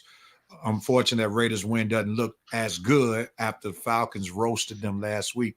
But I don't think that was more about the Falcons just being so dominant. I think it had to do with the time of the game, because that would have been 10 o'clock their time that they're trying to play an NFL game. So and they showed last year during the same week when they got blown out by the Jets, and we know the Jets weren't better than them last year when they had to fly across and play that early time slot. But I don't think when we talk about the Chiefs, we need to worry about the defense, because they've already shown that they can win a Super Bowl without having a premier defense. So therefore, I think when we start talking about defenses, that's more prevalent when we talk about the Steelers more so than the Chiefs, because the bottom line is, can people hold Patrick Mahomes to less than 30 points a game? We know the Chiefs are going to score. We don't care if you put a world-class defense out there. You're not going to stop Patrick Mahomes from scoring less than 20 points. So the bottom line is, can you score with the Kansas City Chiefs? And that's really the bigger question. You know, the Steelers have a great offense, and they've been showing themselves to be real great going against the teams that they have gone. And I'm measuring the Steelers against the Chiefs. Can they score with the Chiefs? That's what I don't know right now. Because the Steelers do rely on their running game. Their running game, some games looks very great. Then other games it looks subpar. And we know that part of the Steelers' DNA is that their running game has to be kicking. Because at this juncture, I wouldn't trust Big Ben throwing the ball just as much as Patrick Mahomes is throwing the ball. I think that's to the Steelers' disadvantage. And I think when the teams know that all the Steelers are doing is passing the ball, that allows those linemen to lick their chops and try to come after Big Ben. So the Steelers' running game is the key to the Steelers being able to win a championship. But I don't know if they can beat the Kansas City Chiefs right now. And this year, even if the Steelers go undefeated, unfortunately, this is the wrong year to be the number 1 seed, because you really have no advantage being the number 1 seed because fans are not in the stands. So therefore, it's like playing on a neutral field now. So I don't know, in a neutral field, if I could give the Steelers the win over Kansas City Chiefs, and we can't say warm weather, cold weather team, because the Kansas City Chiefs play in the cold as well. So, you know, therefore, I just have to say the Kansas City Chiefs are definitely the number 1 team. And they're still the champs, only lost 1 game. And if I had to put up one schedule against the other schedule, I'm giving the Kansas City Chiefs the better schedule. But the Steelers ought to be commended for beating everybody who's been put in front of their way. Coach, you have a rebuttal? Not a rebuttal. I'm agreeing with what you said. You kind of took a point that I forgot to talk about. Number 1, right now, if the Steelers are playing, the running game is their kryptonite. If they were Superman, the running game would be their kryptonite, because Connor's not doing. Snell gets you a few tough yards. McFarland, he's a rookie. Jalen Samuels not even in the picture. So the running game right now, you said, and I agree, is their kryptonite. If they can't run it's going to be very difficult against a team to for them to win. Now, the one thing about it is their line, and I hope Marquise Pouncey come back. Ben has only been sacked 10 times this year. 10 in 11 games. That's big time. That's going to be another key to see if that line can hold up under any kind of blitzes or stunts that Andy Reid. Andy Reid is a master at doing what he does. I'm glad, like I say, he got his first Super Bowl win. He's a master at perfecting something. Then you got Bieniemy on that offense calling those plays. So if, like you said, if the Steelers can't get the running game going and can't maintain that ball control offense like they do, starting at the 5 or so or 10 and driving down the field for 8 minutes, they're not gonna win a shootout with Kansas City. Nobody wins a shootout with Kansas City. It's difficult. All right, man. We had some good discussion, and Coach, this is one of the first times I've ever seen you be real objective about your team. Yeah. I got to give you applause right there, Coach. I didn't see it in you, man. I didn't see it in. But wait a minute. You want my other side real quick before we go? We're gonna roll with just that, man. Yeah, let's keep it even keel, Coach. Yeah, we're gonna leave off on a high note on what Coach being objective to his team, because I've never seen it on the show. We've been doing this show now for 17, 18, 19, for 4 years now. So yeah, big ups to Coach. All right, man. That wasn't emotional or nothing. Just straight. Let's get to the controversial topic real quick. Oh, Jesus. Here it is. Oh, Bam. Uh-oh. All right, let me pull up the comment, man, so everybody can see why it's been somewhat controversial. Not me. All right. Let's see. Let's pull it up real quickly, ladies and gentlemen. And we know some people might have some comments about it. Yeah. Let's share Chris Collinsworth comments. Let's do it. Let's speak the truth, Chris. All right, gentlemen. Here's the comment. I'm going to put it in big screen so we can all see. The other day during the Steelers-Ravens game on Wednesday afternoon, Chris Collinsworth, NBC football analyst for Sunday Night Football, said during the second quarter of the broadcast of Wednesday's game, let me take this off real quickly so everybody can see the comment in its entirety. Everybody's a fan, in particular the ladies that I met. They have really specific questions about the game, and I'm like, wow, you're just blown away by how strong the fans are in this town. Now, Red, you opened your mouth, so we're gonna start with you first, since you said you didn't really see the controversy. Speak on it. Did what Chris Collinsworth say mean that he should have apologized for what he said? Real. I'm still waiting for him to see something he said wrong. What did he say? He said, everybody's a fan. Wow. I mean, especially the ladies I met.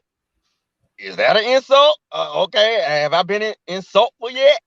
I am blown away by how strong the fans are in this town. Okay, have I offended a lady yet? Have I called a woman out her name? I mean, where are we going with this? He said, dude, this is a comment I probably would make to every single woman who I've debated sports with, especially if I've debated sports in depth, have an in-depth conversation with you. I probably made this statement 1,000 times. Look, nobody is really shocked when you meet a woman who knows sports. But let's keep it 100. If any of us had for the ladies that we meet on a daily basis, the majority of them, we are pleasantly surprised when we are able to have a in-depth, not just a basic sports conversation. I'm talking about an in-depth sports conversation that only diehard sports fans that would debate about, mostly this type of conversations that you have at the barbershop or hanging around the fellas when you sitting around chilling, talking about sports. Am I shocked that there are women out there that know sports? No. But we always find it as a pleasant surprise if any one of us can talk to our girlfriends about sports the way we talk to our male friends about sports. That's always a pleasantly surprise. And I didn't know it was an insult. I didn't know we were being offensive when we tell a lady, yes, I am pleasantly surprised that you can talk an in-depth conversation with. Like, fellas, you know, when we talk sports, man, we talk in depth. We talk history. We talk college. We talk about present games, past games, go way back, years back. Like sometimes every aspect of one particular game. We talk about so much discussion when we talking about sports that fellas can talk for hours about sports. Most ladies don't really, a lot of ladies you meet don't have their attention span or want to sit there hours and hours and hours and talk sports like some guys will talk. And it's the truth. You're not going to find that many women that will sit back and enjoy a long, in-depth sports conversation like you have diehard sports fans like the majority in America. Am I saying there are no women that enjoy in-depth conversations? No.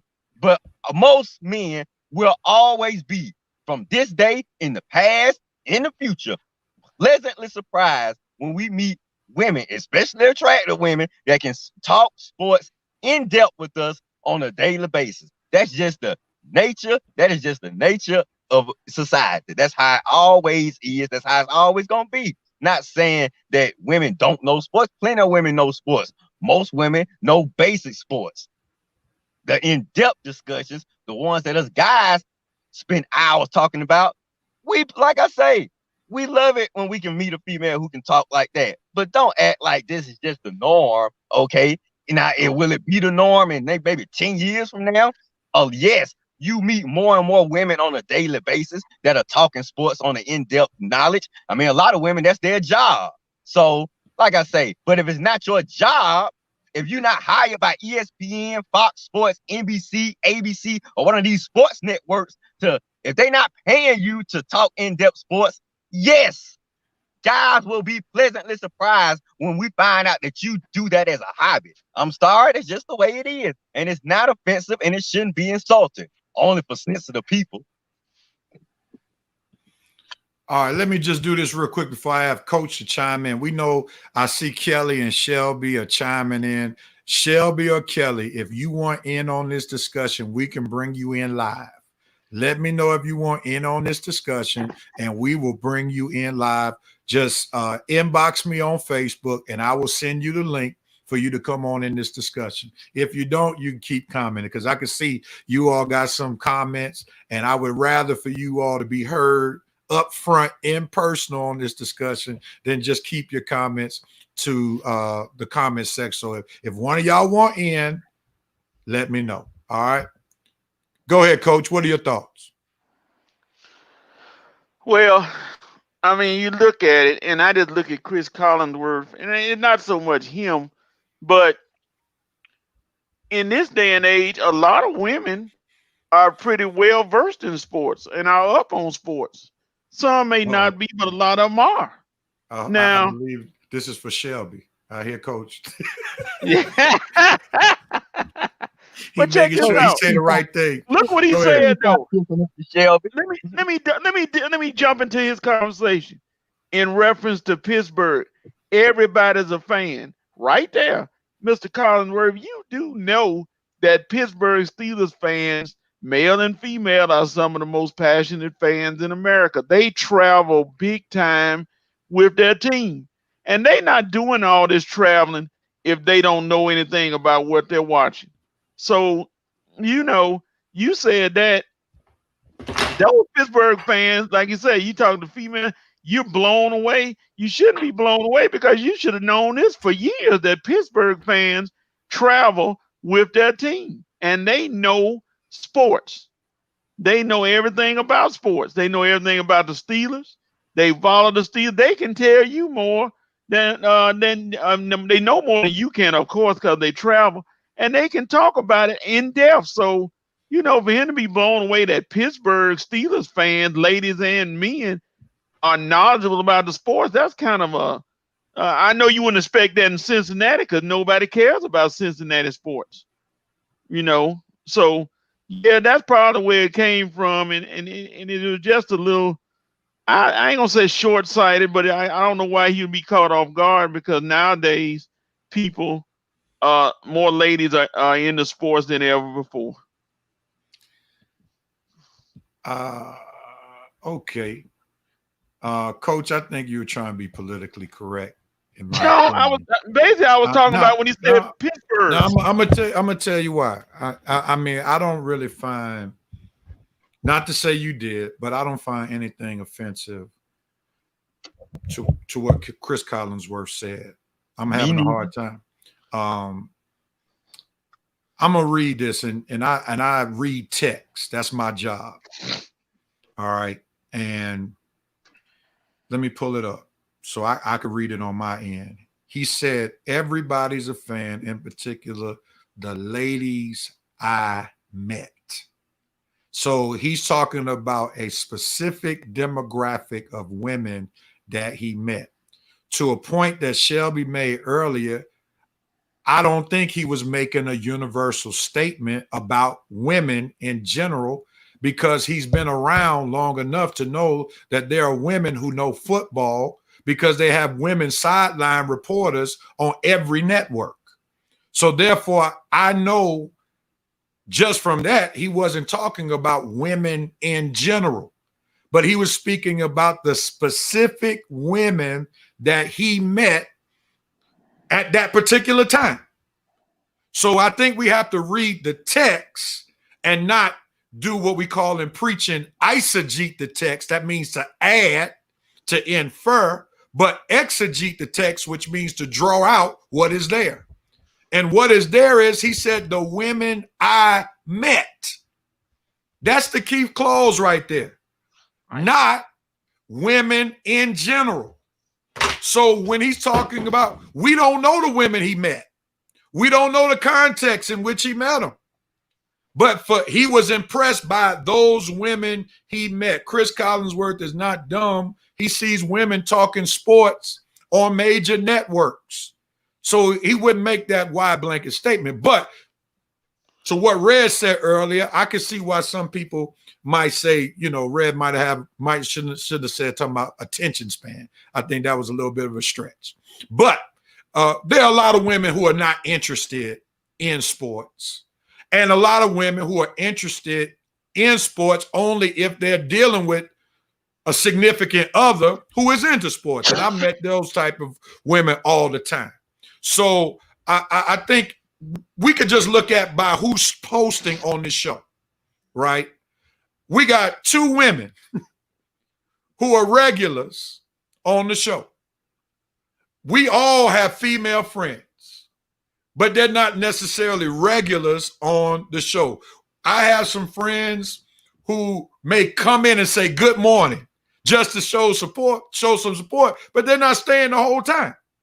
While I have some other friends who stay on, and more guy friends who stay on much longer than the average woman. So there are not a lot of women, if we're going to be honest about it, there are not a lot of women who are like Shelby McDonald, who can talk sports and talk in-depth conversation, talk about the game. There are not a lot of people like Kelly who enjoys the game and speaks about the game and wants to talk about the game. There are not a lot of women out there. Are there some? Yes, there are.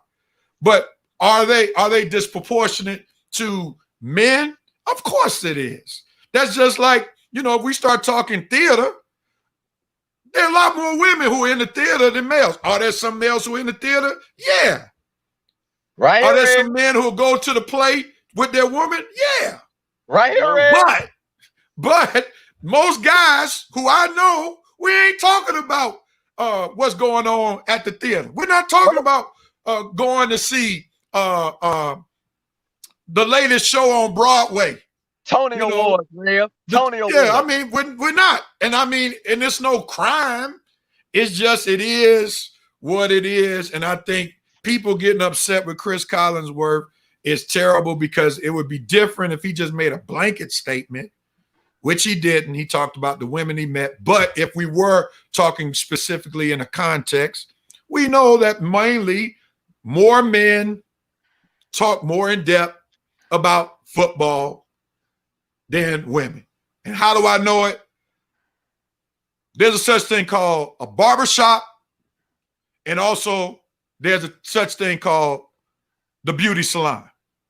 I don't know many women who are going to the beauty salon to talk sports. None. I don't know many beauty salons that have the football games on Saturday afternoon all day long in their beauty salons. None. But I do know barbershops, they're talking football when they open up, watching football all day long, talking football when they close. So that shows you the disparity when it comes to conversation in itself. My daughter, and then somebody saying, well, Rev, how you know what they're talking about in the beauty salon? I never heard my daughter say, Dad, they had a great conversation when I went to get my hair done about football. I've never heard it. Never heard it. Never heard it. Now, let me just say this. If it does happen, it's an anomaly. It's an anomaly at a beauty salon. But do you think they're talking sports in most beauty salons in America? You could probably count on one hand, Real. I mean, let's just be honest. All right, so that's all I got to say.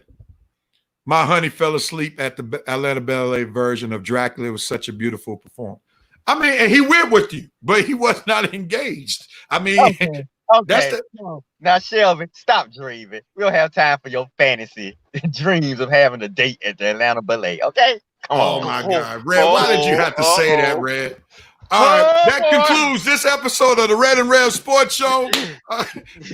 Get to the picks. We do. Get to the picks. Let me just say this, Shelby. Coach and Rev do not approve of what Red just said. He's on his own for that. Wait a minute. Shelby been dogging me out for like 2 weeks. Get to the picks. I finally get one crack on Shelby after she been dogging me out for 2 weeks, and now all of a sudden I'm the bad guy. Come on now. Come on.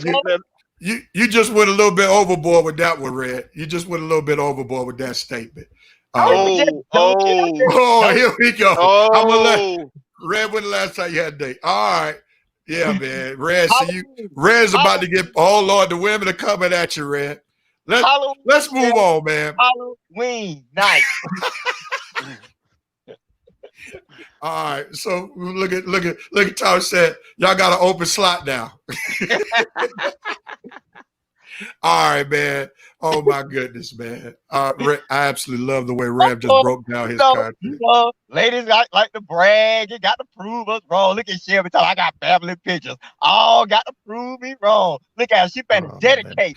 Red, leave it alone, man. We going to the picks, man. We going to the picks for you can have somebody call in, man. We going to the picks, man. I love it. Oh my goodness. We'll let you and Shelby go at it after the show. I'm getting pumped up now, baby. I'm getting pumped up. Let's go. All right, it's NFL picks time before we lose our fan base. It's NFL picks time. Any closing comments? Let's see. Shelby, I'm going to see the Nutcracker, a couple of operas, Phantom of the Opera. Yeah. And I've been to a couple of plays. I've been to go see ballet. Don't go to the next two, Red. Don't go to Rev got to jump the kid. Oh God. You'll never win that. Hey, tell him about himself. Yeah, man. Red, they covered. Yeah, let's go to the picks. Nope. I ain't showing no more, man. We're going to the picks, man. We're going to the picks, man. NFL picks. All right. And let's see where we are today. Red, you were going strong, but you took a step back. Went 3-4 last week. You won the Seahawks, Rams, Titans, and Steelers. So you went 3-4. Now you're 69-43-1. Rev, this is what's normal on the show for the past 4 years. If you've been a fan for this long, since the show has been on, this is what it normally looks like. Vincent Woodruff, 6-1. Won the Falcons, Seahawks, 49ers, Packers, Steelers, and Chiefs. I'm still down pretty much a good deal. Coach is still on top because he only won one less game than I did. Went 5-2. Got the Seahawks, Packers, Titans, Steelers, and Chiefs. So Coach is still in the driver's seat. He's up 5 games on Red and 10 games on Rev. So I'm just fighting right now not to pay for Longhorns. He's still 5 up on me? He's still 5 up on me? Yeah, he got you by 5. He picked up 2 games on you. All right, Coach, you got to start choking now, man. You got to start choking. Oh, no. Let's see. Okay, let's make sure. All right, everybody. Okay. Doesn't tend to happen. Shelby coming for you, Red. She coming for you, Red. Hey, that's the difference. I can handle Shelby's little quip. They don't want to get all emotional when I say something. I'm loving her responses. To you, Vincent. To you, Vincent. See the Rev. That's what it used to look like on the show. But you know, this is a pandemic year. We're gonna put an asterisk behind this championship. No, I'm just playing. All right, let's get into it, man. Let's get into it. Let's get some NFL music so we can make these picks, man. Boy, this has been a very lively show, to say the least. To say the least, man. Shelby wanted it. Now she got it. She been asking for it for 2 weeks. Now she got it. All right, gentlemen. Let's get into it. It's on me first. First game. Oh, gosh. Saints versus the Falcons. I know who Coach is going with. So I got to go with the Falcons. I'm already behind. The Falcons did me right at home last week. They beat the Raiders. Raheem Morris is fighting for what little left of life to be a head coach. So I'm going to go with the Falcons one more week to beat the Saints, because in most years the Saints and Falcons split. The Falcons have to rebound from that terrible showing, and I can't see Tyson Hill, a utility player, outplaying Matt Ryan one more time. I really could see it, but I'm just saying that to justify my pick. I'm going with the Falcons. I'm going with the Falcons.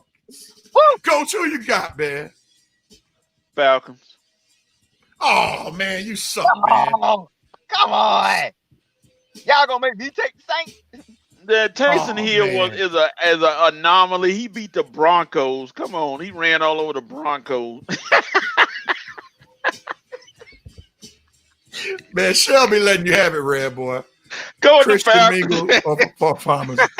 Oh, my Lord. Oh, my goodness. All right, so, Coach, you going with the Falcons. Let me have off of one comment. Oh, no doubt about it, man. Red, you going with the Saints? Who you got, man? No, I ain't going with no Saints. I'm going with the Falcons and Raheem Morris. You are done as a head coach, but you better win this week, or I'm gonna want you out quicker than y'all gonna be at the end of the season. Falcons better win. I know that. And Shelby, keep it coming, baby. You ain't bothering me at all. I love it. Come on. Christian Come on, Mingle. Christian Mingle. Virginia Burford said, watch your mouth. She's a Saints fan. We'll pray for her. All right, and Alexis Hill, Saints in the close one. I'm just going to individual this one, then I'll give it. We'll do 3 games and then come to the comments. We see Saints, Maurice Thrower. Did you go? Okay, y'all talking about something else besides the game. Kelly talking about Falcons. Rev needs to win and make his picks after coach picks can catch up with the Saints. I got you, Vincent. Falcons, I don't buy Hill as a QB. Morris might win his head coaching job permanently. Kelly got the Falcons. Shelby has the Falcons. Vincent was saying facts or something. I don't know exactly what it was, but he said facts or something. All right, let's get to this second game. It's on you, Coach. Giants versus Seahawks. Who would ever thought this game has playoff implications because of how terrible the NFC East is? Who you got, Coach? And it's going to stay terrible. Seahawks. Daniel Jones out. Seahawks. All right, Red, who you got? Simple. Seahawks. Quarterback gone. They ain't got a chance. Seahawks. All right, and I'm rolling with the Seahawks as well. Make it unanimous. Red, it's on you. Washington against coaches Steelers. This game has been pushed back. This game also has playoff implications since the Washington team is in first place in the terrible NFC East? Who you got? Now, real talk, I would not be surprised if the Steelers lost this game. I mean, they just played on Wednesday night. You got to get up and play again Sunday. Washington, actually, like you say, we shocked at 4-7. They are literally fighting for first place in the division. Well, you're going to keep fighting because Steelers at home, they'll find some way, somehow, to get this win. Washington, you're just not that good a team that where you can beat a dominant team like Pittsburgh. Their defense will be ready to play. I'm not sure Big Ben, how maybe he still, got a little rest, but whatever. The Steelers will find a way to get this job done. Whether they beat them by a field goal at 1 point, I just don't see the Redskins going into Pittsburgh. I don't care how many days they had to rest. Pittsburgh to get this game right here. They'll find a way to get this game. All right, now, Coach said something earlier that's influencing me right now. Coach said, the Steelers fan said himself, that the Steelers will not go undefeated. Well, I'm taking what Coach said. I'm going with the Washington team to go into Pittsburgh and beat the Steelers. This is why. The former Redskins, the team formerly known as the Redskins, they have a pretty top-notch defense. And they do have one kid on the defensive side of the ball who can flat get after the quarterback. His name is Chase Young. They have some other defensive studs over there, and they have enough offense to put a few points on the board. Do I really love Alex Smith, the game manager? No. But do I really need to pick a team that Coach is not going to pick in order to gain some ground? Yes, I do. So I'm going with the Washington team. If I lose this game, I'll just be 11 games back. So who cares? Go ahead, Coach. Who you got? Telling us this bogus explanation. Exactly. Hey, is Chase Young a beast? He all right. He is. He's all right. Come on, man. Well, he's still in his rookie season. He's doing good. He's doing good in his rookie season. All right, Coach. Steelers by 17. See? Man, you done lost your mind, Coach. They ain't winning by 17. Stay tuned, Red. Stay tuned, Rev. Stay tuned. All right. If I were a betting man, I would put a pizza on it. But I'm not. All right. So let's see who we went through 2 games. Dante got Seattle. Armani got Seattle. Thrower, Seattle. Alexis Hill, Seattle. I got to stop putting those extra conversations on. Joe Black got Seattle. Kenya has Seattle. Vincent Woodruff has Seattle. Armani, Steelers. There's one. There's a Washington team. She lives in Washington, so that doesn't count. I'm going to say, who is that? Yeah, Shanique Isaac. She lives in Washington. Shout out to you. Steelers. I'm not surprised all these Steelers. Steelers easy. Okay. I'm picking Pittsburgh, but don't be surprised if this is an upset. You better recognize Dante. Steelers. Well, I'm with you on that. I mean, it might be. It's going to be a close one. I just don't see Pittsburgh letting these boys win. Don't fall. I've already fallen, so I can't fall any deeper. So it don't really matter, Vincent. Look, I got – that's right, Chase Young. Represent your Redskins. Represent Rev Washington. They don't even have a real name. Classic Shelby comment. I could have killed Shelby right there, but I held my tongue. See, I'm learning. I hold my tongue. There you go. I'm from DC, and I'll take Thomas Holcomb. That's right. I'm not by myself. All right, let's move to this next game. Cowboys versus the Ravens. Coach, I think it's back on you. Ooh. No. It's on me. It's on me because Red went first. Red went with Steelers first, so it's on me. Man, this is a tough one. This is a tough one because Lamar Jackson won't be playing in this game. So, Dallas. But I like what I saw. The Ravens got a lot of heart. I'm gonna go with the Ravens. I don't trust the Cowboys.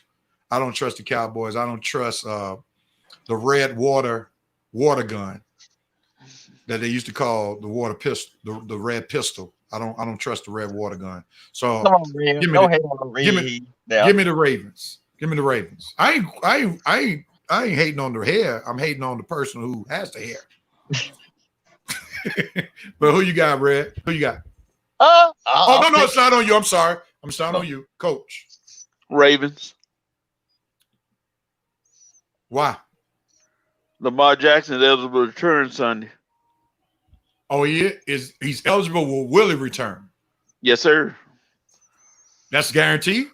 Guaranteed, brother. All right, I feel even better about my pick now. Coach, Red, who you got? Dallas. I'm running with the red water pistol. I'm running with the Cowboys. Okay, the Cowboys finna win that NFC East. Cowboys are making the playoffs, man. And they're going to start with this win right here. I don't trust the Ravens. I don't trust Lamar Jackson, whether he's playing. If he don't play, I don't trust RG3. I don't trust no quarterbacks on the Ravens. RG3 done, man. Yeah, but Lamar Jackson done too, because he can't throw the ball. All he one-dimensional, and as soon as he play a good defense, they're going to figure him out. They're going to figure the Ravens out. Don't sleep on the Cowboys getting a victory this week. They actually playing better than the Ravens lately. So I'm taking the Cowboys because they actually playing for something. They playing for something big now because the Eagles gonna lose, Washington gonna lose, and the Giants gonna lose. That means Dallas, it's on you, baby. You better beat the Ravens. Doesn't Dallas have the worst defense in the NFL? I thought that was Seattle. Yeah, it might be down. I don't know. But let's move on, man. Eagles versus Packers. Now it's on you, Red. Who you got? Who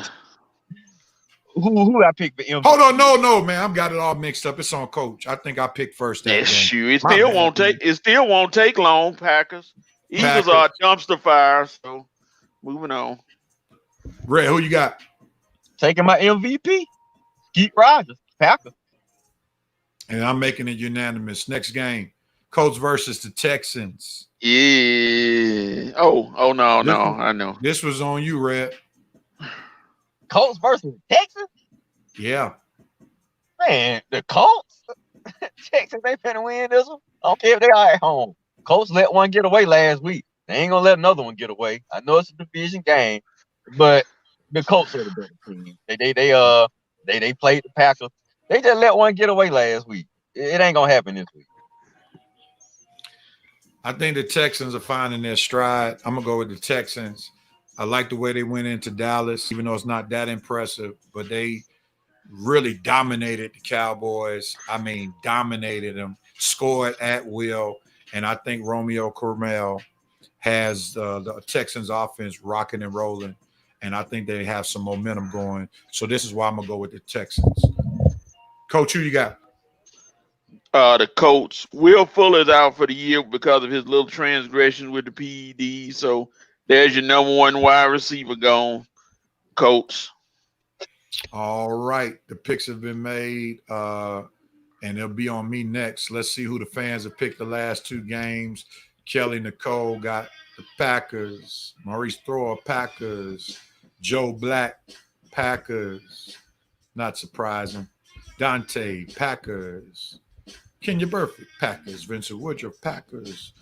Armani Newsome, Packers. Let's see who we got. Kenya Burfict on the Texas train. Maurice Thor on the Texans train. There's somebody. Oh, look at the Tex. I'm telling y'all. Look at that. Y'all better recognize. Y'all better recognize. Oh, there go Armani messing up the Texans train. Vincent Woodruff.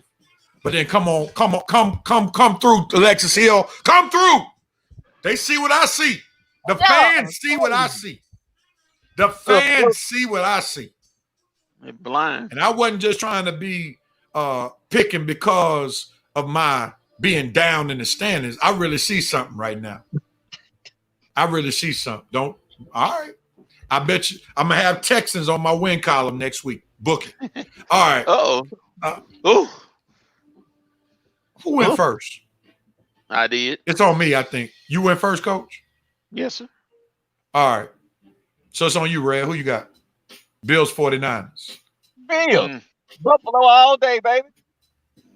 49ers, they season it over with, man. All they doing is playing spoiler right now. They ain't making no playoffs.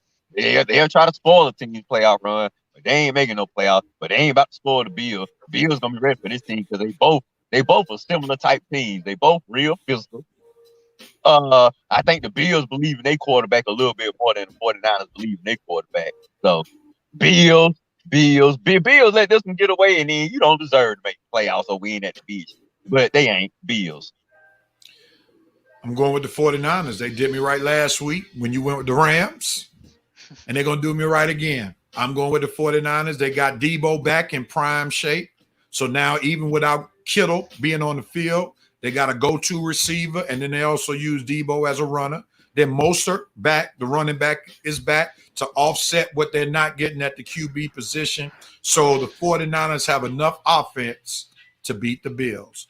So I'm going with the 49ers. And Ray, let me just say to Vincent out there who said it wasn't going to matter if Debo played or not. You remember he said that last week? Yeah. I think it did matter, Vincent, that Debo played because he was a beast out there. He the reason I lost the Rams game. You sit up here with this false analysis talking about it don't matter if Debo played or not. I see it did matter, Vincent. So you need to know your own team, buddy. Debo is beasting for y'all. Yeah. He was a grown man out there. Coach, who you got? Bills. I don't think the 49ers are all the way back yet. They coming, but I don't think it's going to happen this week. Bills. Thank you, Coach. Thank you for letting me get another game on you. Appreciate you. I know. I look out for you. All right. I believe it's on me. Rams versus Cardinals. Oh, gosh. Oh, man. I want to go with the Cardinals, but Kyler Murray, he's been struggling lately. I think he has a shoulder injury that they haven't disclosed. He can't throw the deep ball right now, so that doesn't help Hopkins at all. Head coach of the Rams challenged Jared Goff this past week. He said Goff needs to step up to the plate and play better football. I think Jared Goff responds. I'm going with the Rams over the Cardinals. Who you got, Coach? I don't trust Jared Goff. Never will. Cardinals. Red? All right, Coach, I want you to talk a little longer so I can have a little more while to think about this one. Man, Rams, I like both of these teams, but the Rams, I like their defense. And the Cardinals, I like their offense. Rev, who at home? Arizona, right? Arizona. Yeah, but like you said, Kyler got a shoulder injury, man. He just ain't been the same since he injured that shoulder. Oh, my God. You know what? I'm going to keep the trifecta going. All LA. Dodgers, Lakers, Rams, just keep the dream alive. I'm picking the Rams because, like I say, that injury is affecting Kyler. I wouldn't be surprised if they win, but this is a toss-up, so I'll just stick with the Rams. All right, last game we're picking. It's on you, Coach. Titans versus Browns. Who you got? Well, the overrated Browns about to come back to earth again. The Titans gonna beat them. All right, Red. Who you got? Man, it sounds so simple because I mean, Coach got a point. This would be the game that the Titans, come back down. I mean, the Browns come back down to earth. But Tennessee is a little inconsistent. Every time I pick them, when I know they're going to win, that's when they don't show up. You know what? I'm going to go Browns. You see if they can choke. All right. Well, I just saw the Browns struggle to beat a terrible Jacksonville Jaguar team last week. And I don't see them beating the Titans. The Titans have a much better defense than what they saw last week. So I'm going with the Titans. I learned my lesson. I picked the Colts over the Titans. That was my only blemish last week. I'm not going to make that mistake. And I need Henry to go wild again. So I'm going with the Titans. Henry's on my fantasy team. So the Browns got a running back two fellas, Vincent. Don't forget about Nick Chubb and Kareem Hunt. So the Browns lead the NFL in rushing. So while you talking about the Titans, don't forget who lead the NFL in rushing, buddy. Okay, so I ain't saying, look, Titans, they gonna win. They probably gonna win. But look, every time you think the Titans got it figured out, that's when they come and lose the game they ain't supposed to lose. So we'll see. The Titans field goal kicker is iffy. I trust the Browns kicker more than the Titans kicker. So if it came out, I didn't know we started giving extra commentary to justify your previous pick. I didn't know we started doing that. Hey, Rev. Go ahead, Coach. Could you go back to the picks again? I might stir up a little controversy right here. Could you go back to the records again? Okay.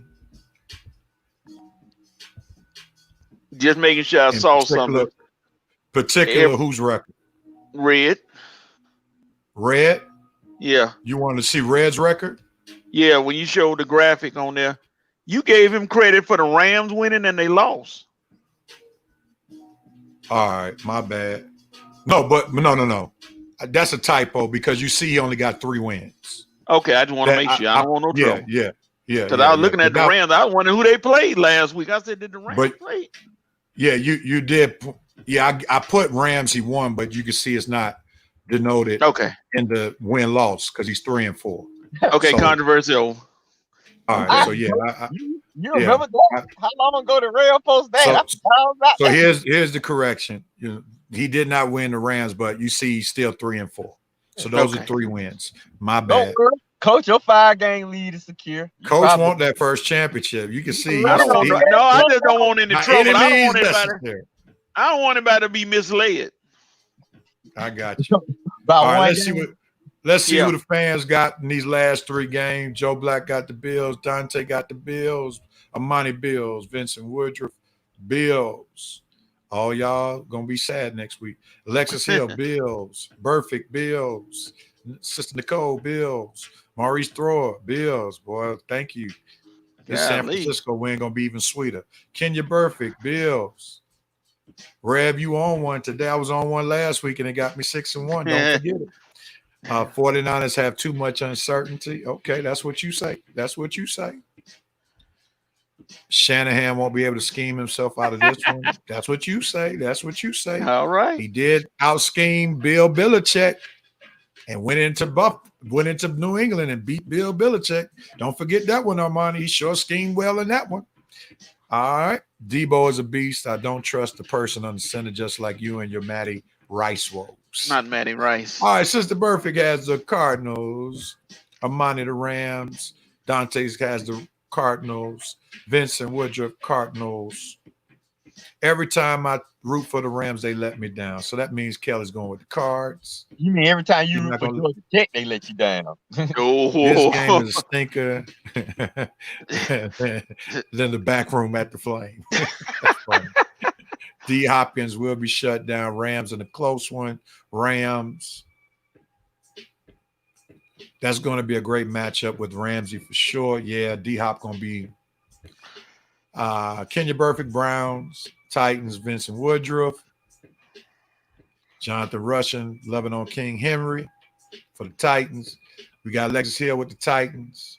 Where we are, I'm sorry. Titans, Amani Newsom. Loving on that Alabama right there. Browns. Yeah, Alabama and even college. Red doesn't believe the pick he just made.